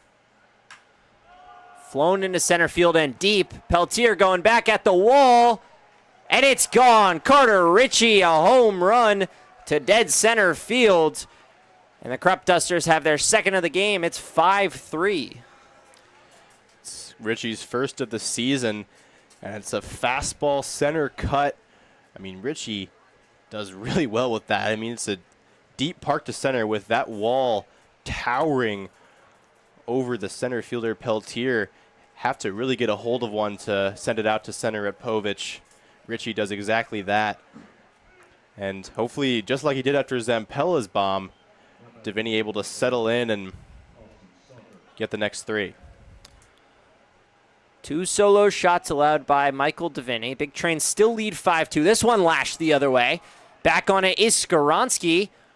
And cannot make the catch. It hits off the warning track. One hops the wall. And a stand-up double for Austin Stalker. When extra base hits come against the Big Train, they seem to often come in bunches. You've seen a few times where pitchers enter innings and give up back-to-back hard-hit balls. That one hung up in the air a little bit, but it was a tough tailing ball. Skaronski had to go back on it all the way, and at the last minute sort of hooked back towards left center field away from the glove of Skaronski, earning Stalker a double. I'm sure if you ask Josh Skaronski after the game, he'll tell you he should have had that ball. Not an easy play to make, tailing away off the left-handed bat into left field. Skaronski, the righty, had to reach across his body and was most of the way turned around, but regardless of how it happened, Anderson's on second, the tying run stands at the plate. Top of the 6th, still nobody out. Michael Deviney looking to earn a win. This ball lined into right field, coming hard as steel. He can't get there. Stalker will round and score. Oh, a close play at the plate. And I may have overestimated myself. Peyton Steele, a rocket from right field to cut down Austin Stalker. On to second is Jaden Knight. But the Big Train hold the lead at 5-3. And boy, at big times, Big Train corner outfielders have come up with lasers. Steele there does beautifully getting around the baseball. He's sprinting in at it when he comes up with it, and he gets himself in a throwing position so fast. I mean, the throw had to be perfect, and it was right on target, a little high, but Murphy didn't have to move, and it's a good enough throw in terms of timing that all Murphy has to do is get the tag down and steady himself. My old elementary school coach used to call it put down the iron tag, and Murphy did just that. Strong tag, retires Stalker. Great work by Steele firstly and Murphy secondarily. R.J. Cromartie coming to the plate. So runner still stands on second, but now one away. And for now, a big run cut down from Peyton Steele. Michael Deviney hoping to keep the lead at 5-3. He's given up 3 consecutive base hits to start this inning. But there's nothing that makes you feel better as a pitcher than an outfield assist. Allows you to breathe in, You got saved a little bit, now you can come back and pitch. Especially one play after Josh Skoronsky could not haul in what was certainly a makeable play. Not an easy play, but certainly a makeable play. His opposite corner outfielder, Peyton Steele, picks him up and picks up his pitcher in Michael Davini. R.J. Cromartie stands at the plate. Jaden Knight advanced to second on the throw. 1-1 is well outside. Tried the two-seam fastball. And you see just goes to the hand after that one, takes a look. One just slipped on Davini, and he's almost lucky it doesn't go farther because it just fell out of his hand. Murphy has to go snag it. 2-1 misses low for ball 3. With the base open, you know, the walk here isn't the worst outcome. It's Brian Scott on deck. I mean, he can be a tricky hitter, but not a ton of pop in the bat. No extra base hits on him this year. 3-1 on the outside corner, strike 2. Big spot there to avoid walking Cromartie. Obviously, best case scenario is strikeout, pop up, something that keeps Knight planted at second base. Full count pitch from Davini. Ground foul. We'll try again.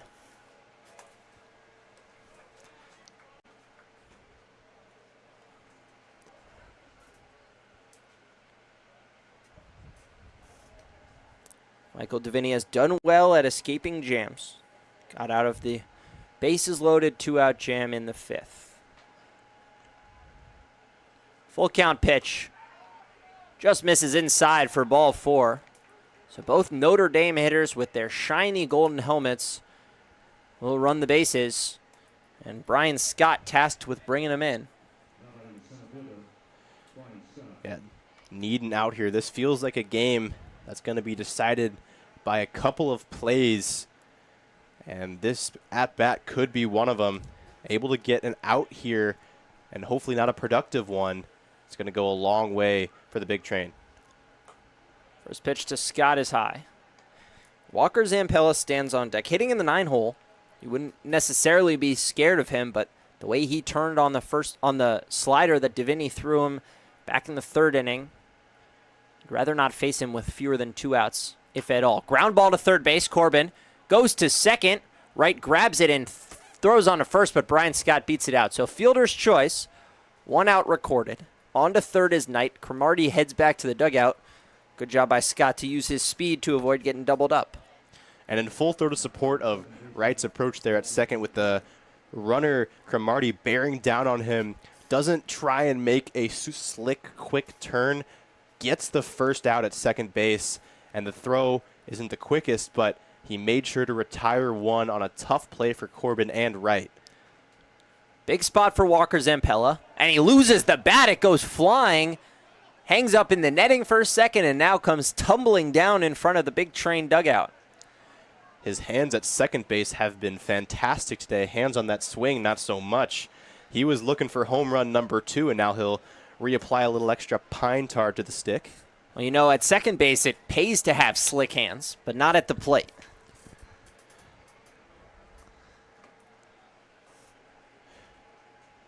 And he'll probably get a bit of razzing from the big train dugout that he nearly decapitated. A couple of the coaches sitting on the mouth of the dugout stood up and started sprinting away, trying not to get hit. The bat luckily didn't hit anybody. And strike 2 by Davini, so after some chaos on the first pitch, Davini now 1 strike away from escaping a jam for the 2nd consecutive inning. 0-2, 2 outs. Runner takes off, now stops. Ball's fouled out of play. And runners at first and third, 2 outs, you often see little gambits like that. You're trying to draw the eye of the catcher, make something happen. I mean, Scott's plenty speedy. He can get himself into a rundown, allow Knight maybe to score. You're just trying to get something done as Davini looks to be rounding back into form. Davini's 0-2 is lined up the middle and right off his glove in front of Martinez. No throw and a run will come across. Tough play for Brennan Wright. He had to go to a slide. And John Martinez did not have enough time to throw it. The Cropdusters push across another, and it's a 1-run ball game. Zampella have a day. Another RBI for him. And it's now oh so close, fingernail type game.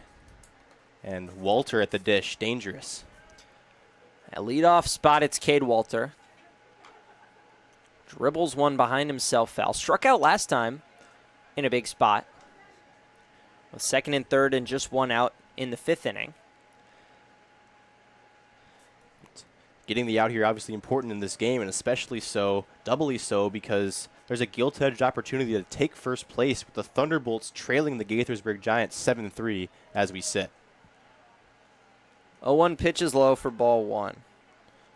With that being said, Cropdusters did come back down 8-2, and the T-Bolts are a very good team, although not as good offensively.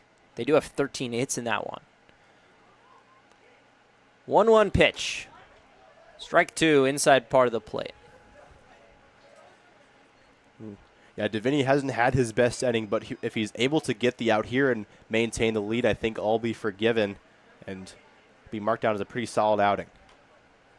Bounced foul by Cade Walter. He stays alive. He's been made to work. This next pitch will be his 69th. 3 runs have crossed the plate on Deviney's watch, trying to hold that number there. Looking for his 12th out of the ball game.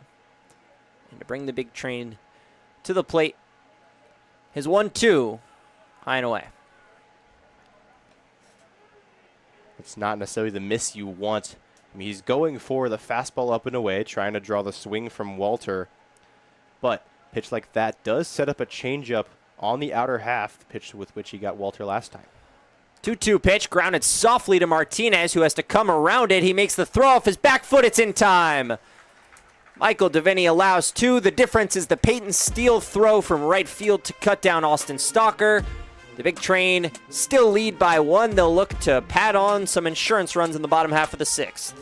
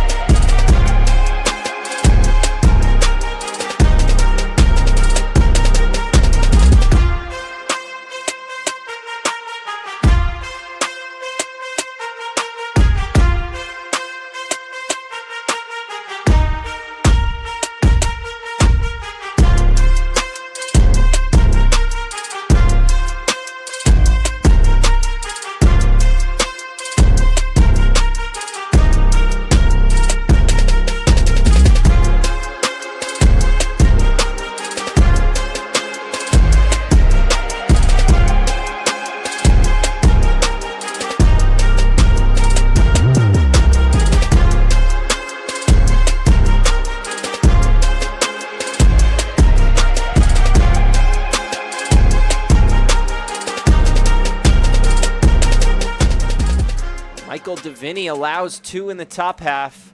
It'll be up to the bottom of this big train order to get those runs back. John Martinez, first crack at it, followed by Skoronsky, Wesley, and Murphy if it gets that far. Gabe Beschloss went a 1-2-3 his first time out. Back for a second inning of work. Grounds one up the middle. Zampella to a dive. He snags it, throws to first. Another beautiful play by Walker Zampella. My goodness, he's going to save the video from this game and put it in a folder somewhere because Walker Zampella is having a career night. On defense and on offense, he has been unplayable. And now a discussion. Sal Colangelo, our head coach at Big Train, was out immediately to talk to the umpires. I think he was trying to ask whether Jimmy Kirk came off the bag in that stretch. He did go to his stomach. Question, of course, being whether that foot was still on the bag. The umpires are going to discuss it. We saw a lot of reviews yesterday, Jackson, and not a lot of overturning. And this one not overturned either. The Cropdusters defense, as they were walking back to their places, mime football catch calls. Brought it in on the sideline. Made the grab. And Jimmy Kirk did make the grab. Got the toe tap in. More of a tight end than a wide receiver over there at first base. A little bit of a bigger dude. He's looked pretty nice at first base today. Had one really tough pick go through his glove, but he's made a couple of tough plays over there at the first bag. Skowronski, the lefty-lefty matchup. Gets a good swing at a pitch, but fouls it off for strike one. Skowronski putting in work at the plate today. RBI ground out in the second, and then well-struck double in the fourth. Double also drove in a run, came around to score. So some of that bad batted ball luck from yesterday, if you rock with that alliteration, translating over to today with a double. And even the ground ball was productive. 1-1 count. Hits another one hard and through the right side. Skowronski got his second hit of the day, his third productive at bat. And there's one on for Matthew Wesley. And that's now of his last 5 batted balls, 4 of them have been really well hit. And most encouraging of all, that one's 95 off the bat against a left-handed pitcher. Skowronski 1 for 10 against lefties before that delivery. If you can get right against that side of the plate, I think it goes a long way towards those overall production. And Skowronski, as that ball gets away from Richie, hits hard off the backstop, but Skowronski on his wheels over to second on the wild pitch. He and Brett Ott have had a pretty even timeshare out there in left field since the arrivals of Steele and Peltier as everyday outfielders. Both swing it from the left side, and both have been productive in different ways. Skowronski hitting the ball harder, Ott reaching base more often. Strike one to Wesley, who's also gotten some action out there. He's gotten some action at first base, and he's DHing this evening. You know, one of the true utility guys on this roster, played a bevy of different positions this year. Left, first, third. Swing and a miss, strike two against Beschloss. It's been tough. There's a little bit of a logjam in the outfield. I mean, Alex Peltier is your best player. He has to play every day. Peyton Steele's been in the lineup every single game since he's arrived. He's been hitting the cover off the ball, but Wesley, Skowronski, and Ott have all produced at a pretty good rate offensively. They all have their strengths defensively. All 3 of them now have an outfield assist at home plate this season after Peyton Steele cut down a runner in the top half of the 6th. But there's just not that much room out there. Hey, but it's why they fork over the big bucks to Sal Colangelo. He's got to find a way to deal with the quagmire of talented players in the outfield. Getting Wesley in the lineup as the DH today. Played first in the second half of the doubleheader yesterday. 2-2 pitch. Popped up into short right field. A long run. And a catch is made out there by Cade Walter. Skowronski has to hold at second. And there is one of the little things that is so big in a ball game. Cade Walter getting around the baseball and unleashing a rocket over to Cromartie at third, because thinking about tagging with Skowronski, he does a good job base running there because it's going foul. He knows there's no point in him getting halfway off the bag, so he tags, and a throw off line or a lazy throw or a catch and a little two-step from Walter allows a pretty speedy runner in Skowronski to take third. Dylan Murphy to the plate now. Skowronski, as you mentioned, remains at second. Murphy came to the plate last time with 2 out in the inning, hit a little flare that dropped in front of Brian Scott in center field, picked up an RBI. That was just his second of the year, and line drive slowly bounces on one hop. Hawkins cuts it off again, throws back to Skowronski, who gets in under the tag. Now Murphy looks at second, and he has to dive back into first. Runners all over the place, and Zakai Hawkins again finds himself gloving a ball up the middle to save a run. Yeah, that could be big. I mean, it's a very nice play from Zakai Hawkins there, doing just enough to keep Skaronski planted at third and nearly getting him as Skaronski, like us, thought that ball was going into center. That's where having a rangy shortstop helps you even beyond the outs. Well, here's Alex Peltier. He was the one who Zakai Hawkins cut off last time, stole an RBI. Peltier, a free swinger, went after the first pitch for a single in the fourth. He is, as I mentioned last time he came up, 6 for 8 with runners in scoring position and 2 outs. 9 for 17 overall with runners in scoring position. He's a productive player when there are guys on. Looking to produce for the Big Train here, extend their lead that has been cut to 1 run. Lead that stood at 5-2 after the 4th inning, but the Cropdusters tallied a pair of runs in the top half.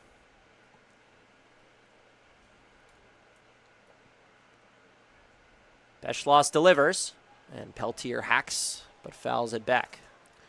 I mean, this is a guy who made, I believe, 62 appearances all told for a very good East Carolina baseball team. I mean, he played in big baseball games this year. He's no stranger to the lights. I think that's why you see him performing so well in big-time situations. Under the lights here at Shirley Povich Field. 1-2 pitch. Lined sharply, but right at Zakai Hawkins. That'll do it for the inning. The Big Train strand 2. Zakai Hawkins saves a run by cutting a ball off up the middle. We go to the late innings. Jackson Corcoran will take over. The Big Train lead is just 1.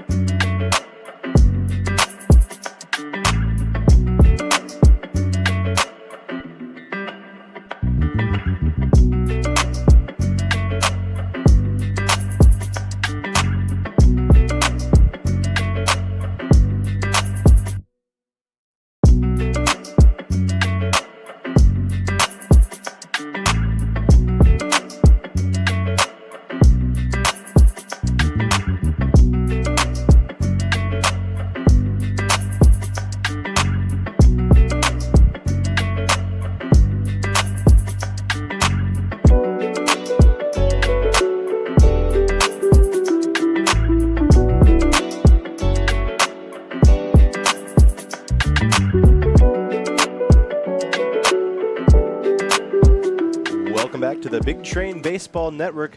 Eliav Brooks Rubin here. I'm Jackson Corcoran. Gibson Hurt is producing as well as engineering. Score is 5-4 here in the top of the 7th. If you take a quick look around the rest of the scores in the Cal Ripken League, the DC Grays beat the Metro South County Braves 13-8 earlier today. Alexandria and Southern Maryland are tied 7-7. The Aces looking to snap a 9-game Sens winning streak. And in Silver Spring, the Gaithersburg Giants lead the Thunderbolts 7-3. Here's Jordan Capuano onto the mound to replace Michael Deviney. Had a decent outing all told. Capuano's first pitch is in there for a strike, but Deviney just kept the Big Train ahead in this game, Eliav. Yeah, he worked himself into a couple of jams, that's for sure. Loaded the bases in the 5th, allowed 2 runs in the 6th, but stranded 5 between the 2 innings. A couple of timely outs. And the big train able to hold on to a 5-4 lead, and now up to Jordan Capuano, who's appeared twice, has allowed 7 earned runs across 5 1/3 innings this season. He's facing Zakai Hawkins to start it off. The 1-1 is upstairs. We're hoping that the outing goes similar to his walk-up song, Smooth. As a better joke than your smell ball one from last week. All right, all right. I've heard that smell ball joke. You've brought it up more times than is really needed, I think. Well, it got brought up to me a lot after it got made. My grandparents were listening to that broadcast, and my grandfather really liked it. See? But I didn't agree with him. I'm going to trust experience here and go with your grandpa. Okay. Capuano, an experienced man in his own right, played for the big train last summer, posted a record of 2-0, but he walks Hawkins here to bring up Jimmy Kirk. A tough start for Capuano. Struggled with the walk, 4 walks in 5 1/3 innings. On the mound for the big train this year, he walked 10 in 10.1 innings for the big train last year, so a returner.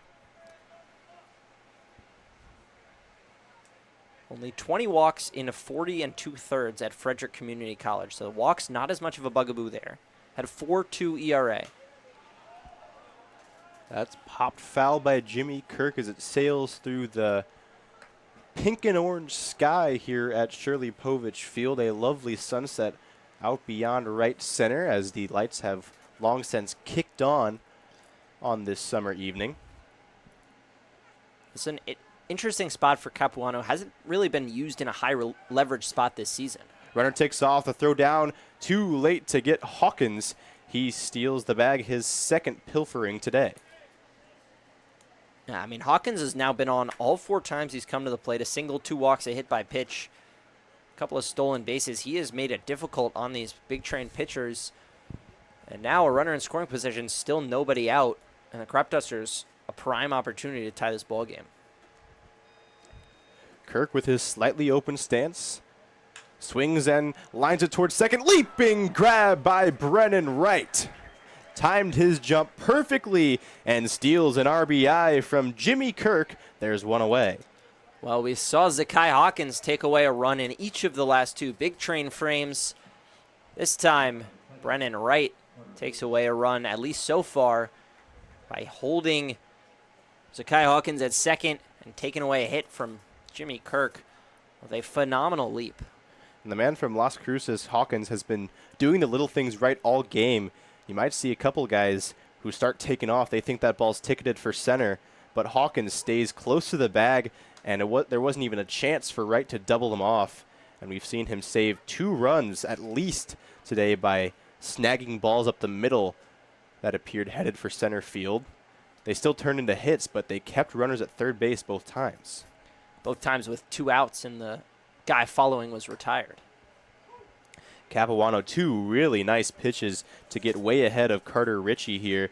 He pummeled a baseball to straightaway center field last time up for his first home run of the year. Time before that was robbed by a very nice play in right center from Peyton Steele. Ritchie hitting the ball hard today. The 0-2. Slider outside from Jordan Capuano. Native of LaPorte, Indiana. Teammates call him Cap. To the point where even on the lineup card he's listed as Cappy. The pitch, outside and low, blocked by Murphy. Funny dude. We got to talk to him a little bit during a rain delay or last week. One of several. He's cracking jokes and making everyone in the press box crack up. Asked some of our interns to pass the time with a video game or 2 up here. Just a very friendly, outgoing dude. Hopefully this ball from Ritchie is not outgoing. Hopefully it's ingoing to the strike zone. And it's going to the net for a foul ball. Count stays 2-2. I'll admit that one was not a good effort. That was terrible, man. That was not my That best was work. bad. We're in what, game 12? I'm gonna get sick of you so quickly if you keep Aw. making puns at this rate. Getting a thumbs I- down from Gibson. You're That's- 0 for 3. You didn't even give yourself the seal of approval for that one. That's a swing and a miss. And that's a strike looking. Big breaking ball catches Richie window shopping. Big punch out from Capuano, and there's 2 away. A really good pitch by Jordan Capuano. Just fools Carter Ritchie, looking for the fastball, maybe down and in. Instead gets the breaking ball up and away at the top of the zone. Capuano, after allowing that leadoff walk, 1 out away of succeeding in his first high leverage opportunity. Austin Stalker up now. First pitch to him is outside for a ball, but you said that curveball up and away, it's a pitch that you're never trying to throw, right? Because if the pitcher or if the hitter reads it, I mean, it's a hanger. But if the hitter's not reading it, it's one of the best pitches you can throw because it's so hard to get the swing off. That's a pop fly down the left field line heading towards the Big Train bullpen. It looks like James Gladden has to scarper before it hits him as it touches down. A good pitch. Last time up, Stalker doubled to left field to Skaronski and then was cut down by Peyton Steele on the very next at-bat. But he's got the pop in his bat to do some damage here and tie this game. Capuano works into his windup. That's a fly ball to left field. Moving back, Skaronski. It's pushing him towards the track. He's settling in and makes the catch on the back pedal. Jordan Capuano walks the leadoff man, but works a little Houdini act to leave Zakai Hawkins in scoring position. The Cropdusters still trail 5-4, and in this inning break, we'll send you to a new segment of Big Train and the Bigs, this time featuring Astros righty Hunter Brown. Today's feature on Big Train and the Bigs is the newest addition to the Cal Ripken League Hall of Fame, Hunter Brown. It's something about being named Hunter in Bethesda. Brown was electric on the mound with Bethesda in 2018, posting a 1.27 ERA and carding a pair of saves. He blazed through the Astros farm system after being drafted and has made himself the ace of the AL West leaders with a league-leading 1.88 ERA this year. Brown found the missing piece in his arsenal last year, a power sinker that bridged the gap in his pitch mix and vaulted him into the small cadre of elite MLB pitchers.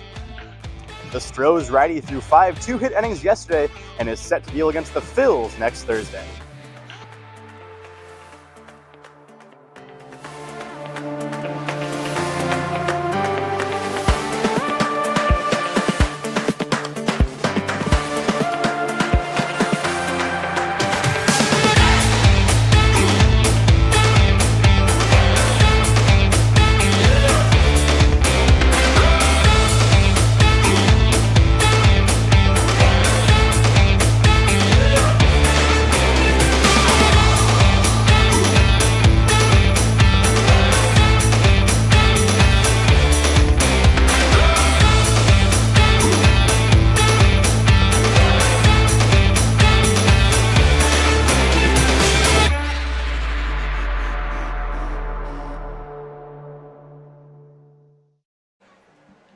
If you haven't already, go give our social media accounts Go Big Train on X and Instagram a follow. Our very own Caroline Smith does an excellent job on some gorgeous graphics on those sites.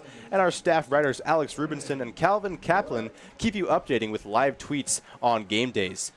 Give those accounts a like and follow and stay engaged with the Bethesda Big Train. I gave Calvin an extra special plug last time. Calvin, a classmate of mine at Northwestern, so I will hop in and say Alex does some tremendous writing. He gave me a little flack for not talking about him, so I will mention that Alex is an incredible writer. He's covered the Hall of Fame induction ceremony. He's interviewed some Major League players. Just a tremendous writer. So is Calvin. Bunt laid down by Brennan Wright. The throw is offline. It gets away. Beschloss misses, and Brennan Wright scoots over to second base on his horse all the way and ends up in scoring position. Well, beautiful bunt for a hit by Brennan Wright. He's tried to lay a couple of those down this season. I think this is the first one that's been successful. He's succeeded on some sack bunts. We've seen him square around a bunt for a hit. We'll see whether that's credited a single in an error or just a straight error. But regardless, Brendan Wright stands on second base, and it'll be scored a single and an error, so a base knock for Brendan Wright, and importantly, that extends his on-base streak to 11. I've got some bad news for you, Eliav. What? I'm now 0 for 4 on the puns from last inning. My lovely girlfriend Mia texted and said, "Yeah, glad to hear your co-announcer calling you out. That was poor work." I want to meet this Mia now. She clearly knows what she's talking about. She's on your side in general when it comes to that sort of wordplay. Good. I appreciate good wordplay. I just didn't appreciate that wordplay. That feels pointed. I appreciate good wordplay. Brennan Wright laid down the bunt, finds himself in scoring position for Parker Corbin, who's done a good job at driving in runners so far this year. Yeah, Corbin 0 for 3 today, though, since being inserted into the 3 spot. I believe the first time he's hit in that spot in the lineup. He's hit in the 2-hole a number of times, but has not batted in the 3. He's found 2, 6, 7, and 8. This is his first time here. He's ahead in this count, 2-0. Big Train are 0-2 when he bats in the 2-hole. Obviously, isn't in the 2-hole today, but still in the top third in the lineup, looking to reverse that trend. Parker Corbin can go a long way to helping his team do that with a hit right here. Gabe Beschloss zips a fastball towards the upper part of the zone for a strike. Corbin grounded out to short last time against Beschloss.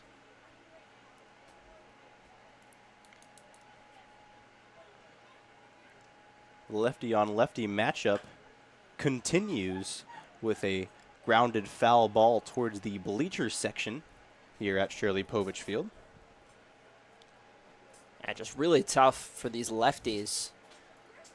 We saw Skaronski single, but the rest of the lefties in this lineup have struggled against Gabe Beschloss, although to be fair, the righties have as well, other than Dylan Murphy. Beschloss's throw sails almost into the numbers of Brennan Wright, but Zakai Hawkins reaches around and snags it. 2 balls, 2 strikes. Corbin an RBI chance. He's got 11 ribbies on the year. Swinging a line drive into right field. That's going to get down. Wright's going to head towards third. Big stop sign for him there. With that ball lined like it was, he had to hold in case it was caught somewhere. So the runners will be at the corners with nobody out for the big cleanup man, Peyton Steele. And I like that stop sign from the third base coach. You got 2 guys on the middle of your order coming up. Steele and Gonzalez, both big RBI guys. Steele's got 9 in 7 games. Gonzalez tied for second in the league with 12. And plenty of opportunity here. Nobody out. Can get it done in a number of ways. And even just 1 run has to make the Big Train feel a little more comfortable. First pitch is low, ball 1. And I think right now you're trying to get yourself to a spot where you feel comfortable putting in Owen Stewart. He's proven to be your go-to high-lev guy so far this year, and he has been superlative. That pitch is inside on the corner to Steele, strike 1. Wouldn't be shocked to see Kide Atatui come on for the 9th. He has earned 1 save. He's worked longer the other 2 times he's been out, but earned 1 save in a close 9th inning against Olney last time these 2 teams played, a 5-3 game. Maybe use it as somewhat of a live bullpen day, and before he gets one of his longer outings, a start or a long relief opportunity a couple days later. Perhaps he's gotten 2 full days off since throwing 4 frames. I think you'd have to be going to him for at most 1 inning. Oh, I would agree. Stewart, you might be able to get 2 out of him because he threw 1 in that Gaithersburg game, I believe. Not even 0.2 in that game. Yeah, you're absolutely right. I think he was under 10 pitches. Definitely around that 10 to 15 pitch mark for Stewart. Did not see a ton of pitches out of his arm, so certainly a little more fresh than Atatui. Swinging a high fly ball towards right field, sending back Walter. He makes the grab, but tagging and scoring is Brennan Wright. Insurance run for the Big Train. A little Geico makes it 6-4.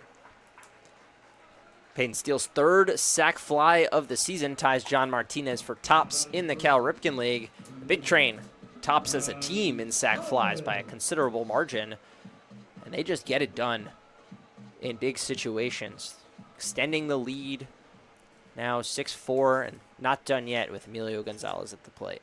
It's one at bat where the imperative is to drive in a run by hook or by crook, and Steele does exactly that. Hits a ball hard, hangs up in the air a little bit for the catch.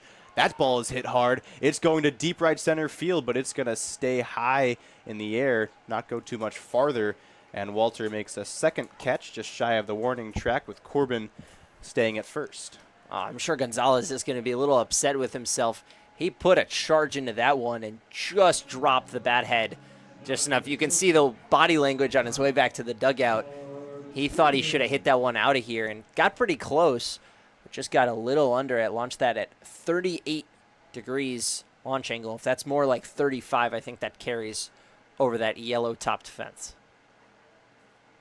That pitch is a 55-footer, snagged. Nice play by Ritchie. And the zip over to first is not in time to double off Corbin.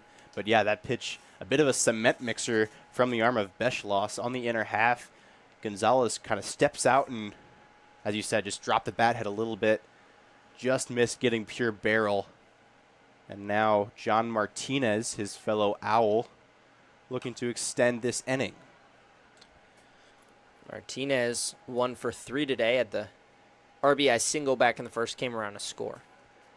A couple of ground outs on the middle infield. A 6-4-3 double play, and then a more routine 4-3 ground out since then. Looking for his first multi-hit game in a while after snapping an 0-for-8 stretch. 1-1 to Martinez. Is low, taking off is Corbin. The throw down is offline. It scoots away from the glove of Zampella, who will have to do plenty of laundering today. He's hit the dirt more than a handful of times. I mean, we can't say enough about the effort, the skill that Zampella is showing today. He's gone to ground a number of times to make defensive plays. He's got the homer and the RBI single. He has been pretty impressive out there, especially for a guy who's only played in 3 games this season and is hitting in the 9 spot. He's been the highlight for this Cropduster lineup. Ground ball for Martinez. A Sunday hop for Zakai Hawkins, who retires his fellow shortstop to end this inning. The Bethesda Big Train pick up another run on a Peyton Steele sac fly. Their first earned run of the day makes it 6-4 after 7.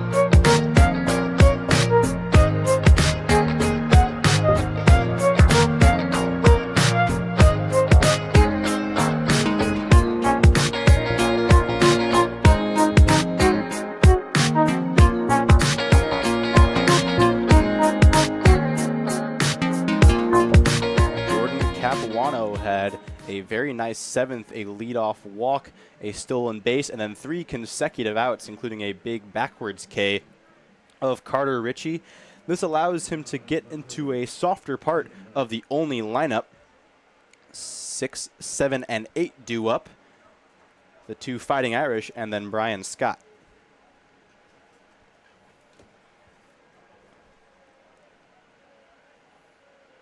First pitch of the 8th to Jaden Knight is a fastball. Knight thought it might have been a bit high, but the umpire says, no, sir. That's strike 1 to you. Well, Knight was robbed of an RBI by Peyton Steele. I feel like we've talked about guys being robbed of an RBI a lot tonight. It's been, for a game that has 5 errors all on one side, it's been a very impressive defensive performance from both teams. Yeah, a lot of the errors committed by Olney have been just of the extra base variety. You know, it's a hit and then an error, or it's just a throwaway going back to the mound from Ritchie to Smith early on in this game. The 2 that Steele reached on both allowed him to reach base, not a single and an error, and both times he came around to score. That's really the difference in this game. Even you credit the Cropdusters with 3 errors on the extra base variety. This game's tied. If Peyton Steele's not on, he can't score. Yeah, the 2 bog standard errors there, I agree, have been the most important ones. Capuano down 3-1, trying not to walk the leadoff man in back-to-back frames.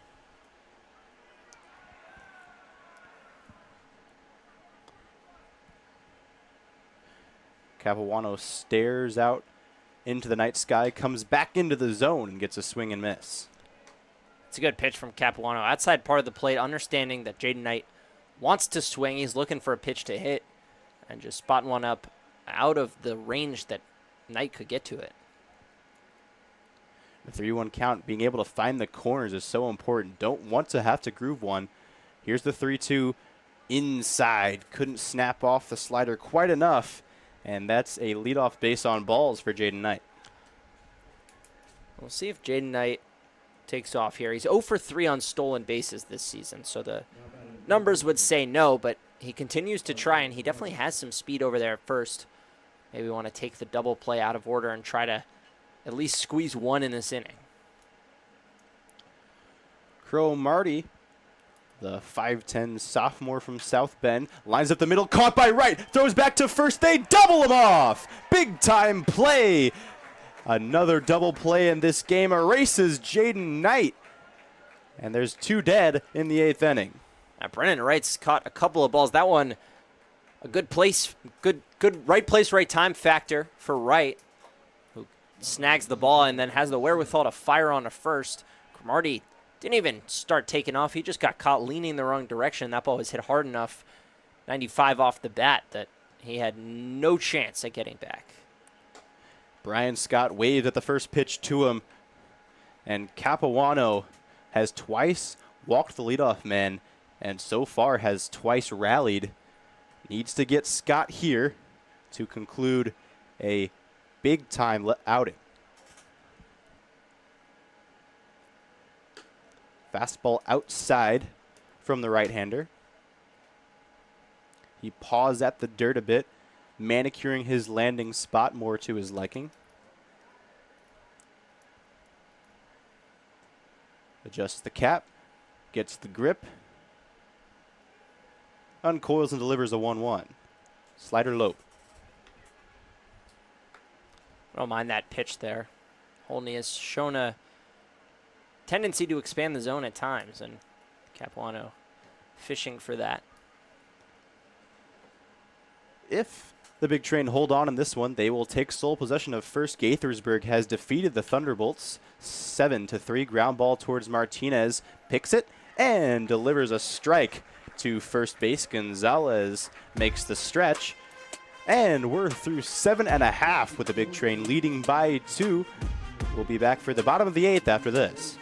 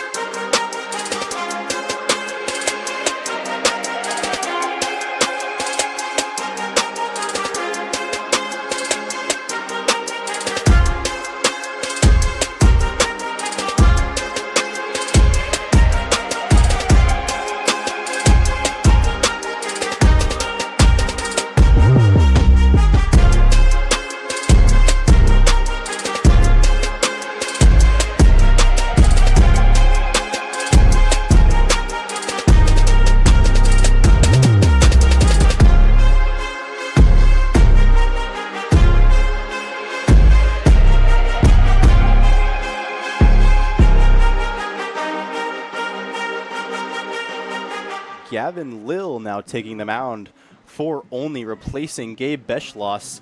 And after spending a couple summers in the Valley League, Lill is wondering, why did I move over here if the only team I'm going to face is the Bethesda Big Train? His third outing against the men in green out of 4 total. Gavin Lill has fared decently against the Big Train. 4 innings, 2 earned runs, 5 base runners allowed, 1 strikeout. In his lone other outing, he went 1.2 scoreless, struck out 4, so has had more success, naturally, when you're not facing the best offensive team in the league, but on to hold the line here and give the Cropdusters a chance to come back from down just 2. A sizable righty from Westchester, PA, induces a foul back from Josh Skaronski. He was on the upside, and his only decision so far this year has been a very solid, reliable arm in the Olney bullpen. 1-1 to Skaronski is high. But Skaronski, we talked about it throughout this game, but looking like he's getting right. Went 0 for last game, but stung the baseball and has kept on doing it, but now they're falling. And he's got a hitter's count here. To the backstop it goes. Skaronski now, especially succeeding against Olney. He came into the day 2 for 8, now 4 for 10 against the Cropdusters. So having success against the boys in yellow. You might see that ball a little extra well. Sharpens his eyes up. He's got a couple of RBIs, a run scored, 2 hits in this one.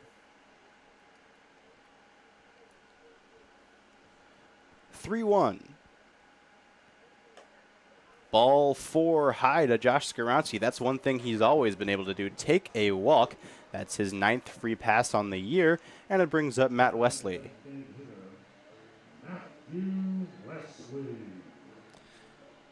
Wesley 0 for 2 days. He's been hit by a pitch.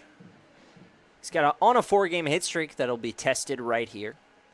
4 extra base hits in that span, 3 doubles, a triple, 5 runs batted in after having just 2 knocked in his first 5 games. That one kicks off the glove of Richie and all the way to the padding. And 90 free feet for Skaronski. He's now in scoring position. That'll be ruled a pass ball. A little bit high, but Carter Ritchie should be coming up with that ball. And the way he's going out to talk to Lill, you wonder if he might have been crossed up there. They're assuring themselves of the sign, or he might have just been giving encouragement to a pitcher who walked the first batter and then put the first pitch of his second to the backstop. Certainly it's one or the other. I'd imagine maybe the signs with a runner on second based on the way that Zakai Hawkins came in from shortstop, just making sure that everyone's on the same page and Skaronski can't pick up those signs. That pitch is in there for a strike, but the Cropdusters seem like an amiable team. Richie might have just been going to ask about dinner plans for later tonight. One of my favorite, one frame comics I've ever seen is a pitcher and a catcher meeting on the mound, and the pitcher goes, "Why don't you ever visit me when I'm doing well?" And maybe Richie just checking in, seeing how his pitcher's doing early in his outing. Pitch is high and inside. Richie goes up to get it. And maybe if Lill lets Wesley go with a second straight walk, Richie might not pick up the tab tonight. Comes back in for strike 2. That's imagining any restaurant still open when this game ends. It's pretty tough to get a 10:30 p.m. on a Sunday night reservation. Oh, I don't think anyone would take you for a reservation in bright yellow pants. 2-2 to Wesley. Kick in the delivery. Soft ground ball towards the backhand of Hawkins. Goes around to get it. Throws on the run. Nice play by Zakai Hawkins. He's flashed the leather many a time today. Skaronski moves over to third. That was a tougher play than it looked. That ball kicked off the lip of the grass. It was bouncing towards Zakai Hawkins, and then suddenly it was rolling flat. He had to get his glove lower down, able to get it down, and still bring it up in time. Dylan Murphy having himself a very nice day. Was robbed by a Nice stop by Zempella in the second, then back-to-back singles in the fourth and sixth. Well, Big Train fans who watched the game yesterday would have noticed that we talked about Caleb Sturdivant at length, who was 0 hits in 20 attempts. Dylan Murphy, the opposite, 0 strikeouts in 20 attempts now after 3 at-bats. The infield is in on the grass as Murphy takes strike one. The outfield is pretty straight up, maybe a step or two in to try and cut off the blooper. Murphy up to 350 on the season. That pitch is flared foul for strike 2. And coming into today, Dylan Murphy had struggled with runners on. He was just 1 for 10. He's flipped the script. He's 2 for 3 today with guys on base. Actually, 2 for 2 since his first at-bat came after all the runs had crossed the plate. Now, reversing some trends early and producing more RBI, which had been the strength of his counterpart, Jacob Hawk, who will be behind the plate tomorrow in all likelihood. 1-2 to Murphy. Swing and a foul. Tools it hard down the right field line, but I mean the catching tandem on offense for Bethesda has been, you got to think, second to none in the Cal Ripken League. Hawk and Murphy have been a lovely 1A, and really not even 1A, 1B, 1A and 1A. Yeah, just a alternate. An X and Y, if you will. That pitch is low and gets past Ritchie to the backstop. Coming home, the flip, the tag. Skaronski's safe. It's 7-4 Bethesda as Skaronski reads the ball to the backstop and scores. Good job by Skaronski, who advanced 2 of those 3 bases on pitcher-catcher plays. First to pass ball that time, a wild pitch, and takes away an opportunity for Dylan Murphy to pick up an RBI, but way more importantly, the Big Train now have a comfortable 3-run lead as they've been able to pad on since that 2-run Cropdusters 6th. Gavin Lill returns to the windup now with the 2-2. The bases being cleared. And a broken back ground ball soft to the middle. Murphy beating it out the box to throw from Hawkins. Beats out Dylan Murphy. Back-to-back ground outs. Now there's 2 away. And Alex Peltier will step to the plate. A quiet day for Peltier. Just 1 for 4 with a single. That did not produce a run by him scoring or an RBI. Most guys, if they pick up a hit in a game, they're pretty happy, but this has been arguably Peltier's quietest offensive day since his first day out, and that's saying something that the Big Train still have 7 runs, despite the fact that Peltier hasn't been involved in any of them. First pitch to Peltier, he squares and takes ball 1, but that's something you see him doing. If he's 0 for 2, maybe 1 for 3, he'll square around because, he's got the speed and he's got the bunting ability, most importantly, to leg out a bunt single. He's done it a couple times, bunted one for a hit yesterday. Certainly more than capable of picking up a hit that way. Cromartie not playing very far in. Don't see him square again, though. Takes strike 1. That was off the plate. 90-mile-an-hour fastball of the 2-seam variety from Lill was out and away from Alex Peltier, but a good frame job by Carter Ritchie. The 1-1 Peltier squares again, but pulls back as the slider dips out of the zone. Bit of a makeup call there. That one was a strike, but the frame job of Ritchie did the opposite effect this time. He kind of went with the ball, snatched at it, and took it out of the zone. That's so much of why a catcher is so important beyond the offensive ability. And the offensive ability of Peltier shows. He lines the ball into the gap. He's got extra bases. Rounds first, heads for second. He's full steam ahead, heading for third. The relay gets away from Zakai Hawkins. It's a triple for Alex Peltier, and the hottest man in the Cal Ripken League has his 2nd hit of the day. And it was only a matter of time. Alex Peltier, despite all the speed in those legs, had not tripled yet. But right off the bat, he was taken off. Never showed any signs of slowing down. He knew it was a triple all the way around. And maybe Alex Peltier heard me up in the booth say you haven't been involved in any of the run production today. Now just 90 feet away, a wild pitch, pass ball, or a Brennan Wright base hit away from scoring. Brennan Wright takes ball one just a bit inside. Lil looks like he might have wanted that call, and he might have deserved it. It's a really good spot from him. But Wright being patient, waiting for the pitch he wants with this RBI opportunity, looking to knock in his 6th of the year. Takes inside this time. Wright at Meridian Community College drove in 38 of his teammates, the most of any Eagle.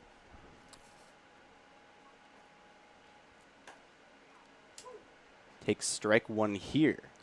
Wright on his way to becoming a Jaguar and will attend the University of Southern Alabama after this season.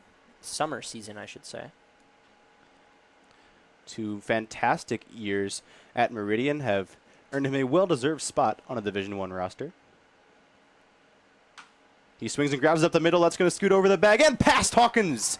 RBI knock for Brennan Wright, and it's now 8-4.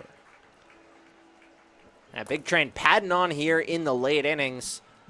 They understand how quickly a lead can change, and they're not trying to give it a chance. First, Alex Peltier headed for third, and then Brennan Wright, just a good job of grounding one back up the middle. Big Train have doubled up the Cropdusters here in the 8th inning. And now you just feel so much more comfortable with whoever you want to throw out there. I think there are very few, if any, Big Train pitchers that you'd feel uncomfortable handing a 4-run lead in this scenario. And now, if Capuano's feeling good, I mean, you can just run him out there for a 3rd inning and let him finish off this ball game, and that would net him the save. It would, and Capuano's looked good other than, as you mentioned, those 2 leadoff walks. He's retired every other batter he's faced. He's only faced one more than the minimum because of that line-out double play turned by Brennan Wright.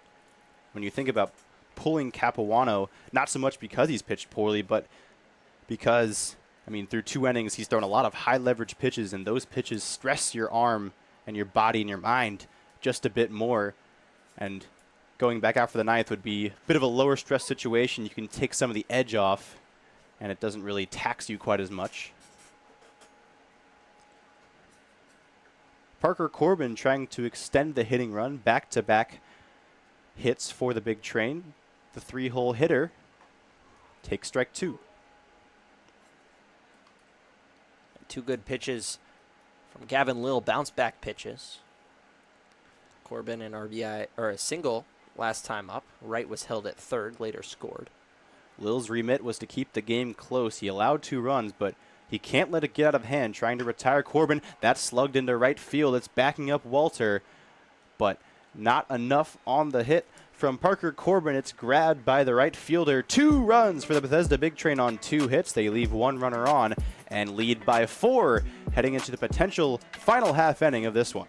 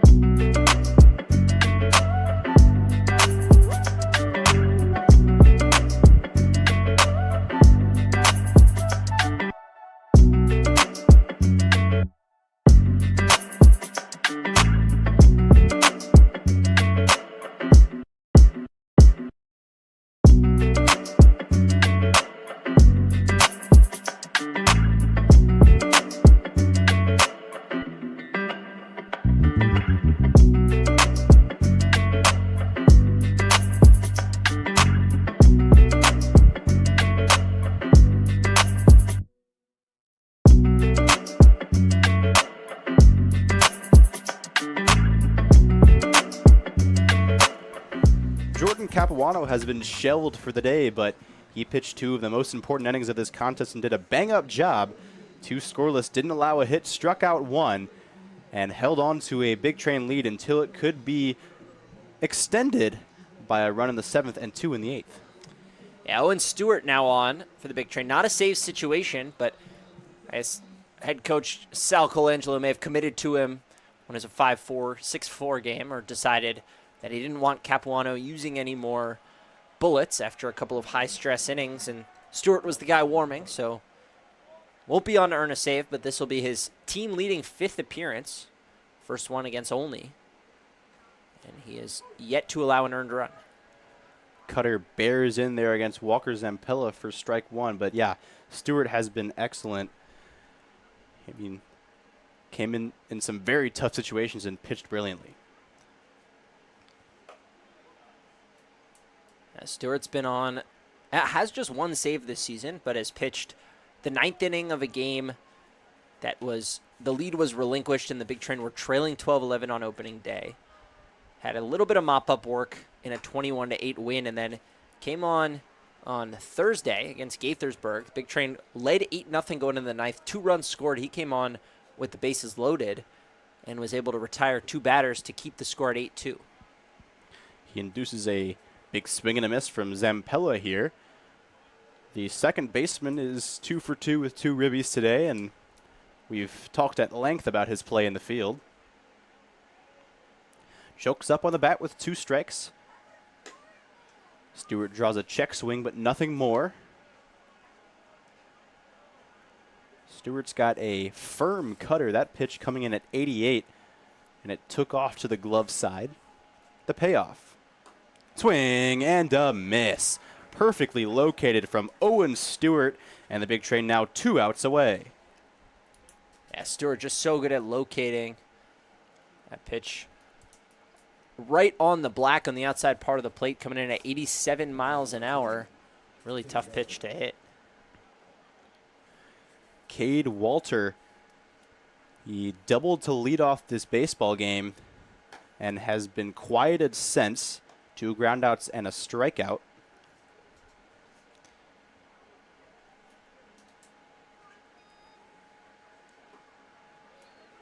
Pitch again on the outer half. Returns to that cutter. Cutter is a plus pitch against lefties too, bearing in on the hands or getting into the back door. Goes with a pure fastball that time, but pulls it just a tad. Yeah, fastball runs about 90, 91 miles an hour. The cutter is going to be about 85 to 87, but they move the opposite direction. His fastball, a 2-seam variety, so it's going to run away, out of the hand, on the arm side. The cutter running a little bit glove side, not as strongly as the slider, but a little more firm. Guys who can throw multiple fastballs are one of the hottest commodities in today's baseball, and Stewart proving that he can do just that. The 2-2. Strike 3. Drops in a breaker, and Cade Walter stands stock still. Yeah, a couple of strikeouts for Stewart. That one a pair of shoes on a slider, 79 miles an hour. So he's mixed in some pretty nasty pitches. Sinker, cutter, slider. Really all he needs to round out his arsenal is a changeup that he may have, but we haven't seen yet today. Fastball in there, strike 1. Zakai Hawkins has reached every time he stepped to the plate. He's getting towards our on-base cycle that we discussed last broadcast. Stewart messes with the timing here, slows it up, but throws ball 1. Unfortunately for Hawkins, he's looking for the triple of the on-base cycle, a.k.a. the catcher's interference, which is far and away the toughest one to come by. Stewart kicks and throws high. With, again, Gaithersburg winning earlier today, 7-3 over the Thunderbolts. Big Train can take sole possession of first in the north if they close this one out. Stewart still has to get through Hawkins, Kirk, and Ritchie if they're able to extend this game. Have to get Hawkins here. 3-1. Ball 4. Zakai Hawkins goes 1 for 1, but really boosts the OBP with that hit by pitch and now 3 walks. The on-base percentage already pretty high at 375 coming in. He had reached 12 times in 30 plate appearances, now up to 16 for 34. That's a lot closer to 500. Jimmy Kirk, as you called him, Mr. Cropduster, is 0 for 4 today. Hawkins takes off from first, and the defense appears indifferent, with Hawkins' run not mattering too much to the outcome of this game. But we'll see whether our official scorer deems that a stolen base, because it would be his 3rd of the game and his 8th of the season if so. They do credit him with the actual stolen base, not a defensive indifference call. Stewart just misses with that pitch, and now it's a hitter's count for Jimmy Kirk. Cropdusters down to their last out still, but a formidable man standing 60 feet and 6 from Owen Stewart. He fouls it off. Kirk 0 for 4 today. Tough day for him. He's got hits in 3 of his 4 games, 2 of them multi-hit. Looking to just pick up 1 today. He's struck out. He's grounded out. He's grounded into a double play. He's grounded out to the pitcher. And he's lined out to second. Cut and a miss from Kirk. The deuces are wild, and the Olney Cropdusters are down to their last strike. Clapping picks up here at Shirley Povich Field. The fans clapping down what could be the final pitch of the evening. Delivery. High ball 3, and Hawkins scampers on over to third base. And that should be scored a defensive indifference, but at this level, the collegiate baseball level, every score is a little different, so we'll see. He's credited with another stolen base and brings him to 9 on the season. Payoff. Pop fly. Just beyond the infield dirt. Calling for it is Gonzalez. He makes the catch. Sound the whistle, blow the horn. The Bethesda Big Train have won again. They are now 8-4 on the season and lead the North Division. An 8-4 win for the Big Train. It got sketchy at times. A couple of solo home runs allowed. The lead cut down to 1 run in that 6th inning by the Cropdusters. But ultimately, it was 2 great innings from Capuano. Stewart finished the job, and more importantly, the offense picked up in the 7th and 8th.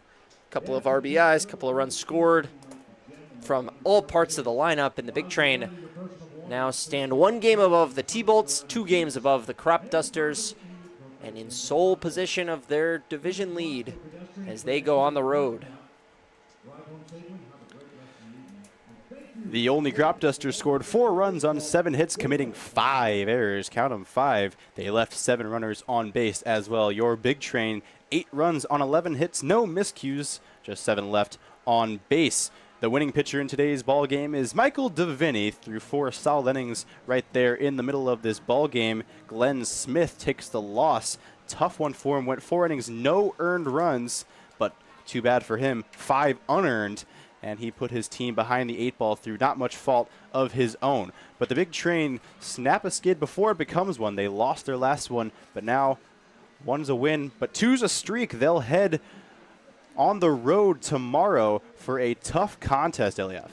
Yeah, they will take on the Southern Maryland Senators, who are riding a 9-game win streak. They're in a tight one with Alexandria. At the moment, they trail 8-7 in the 9th. Alexandria tacking on a run, so could be a game where the Big Train are even the hotter team coming in. But regardless, it'll be a fun one between the top team in the North and the top team in the South. And the Big Train will then continue their road trip with a game at, I believe, Alexandria on Tuesday. That's a makeup from this past Friday. And we'll be bringing that game against Southern Maryland to you live from Regency Furniture Stadium in Southern Maryland. Quincy Bell will be running play-by-play. I'll be joining him, providing some color. No promises, but we may be able to provide you video on the road. There's a lovely press box at that stadium, so we may be able to bring a camera. So stay tuned. We'll be right here on the Big Train Baseball Network, 7 p.m. tomorrow. Be sure to tune in. But for now, thanks so much for watching, and we'll see you next time.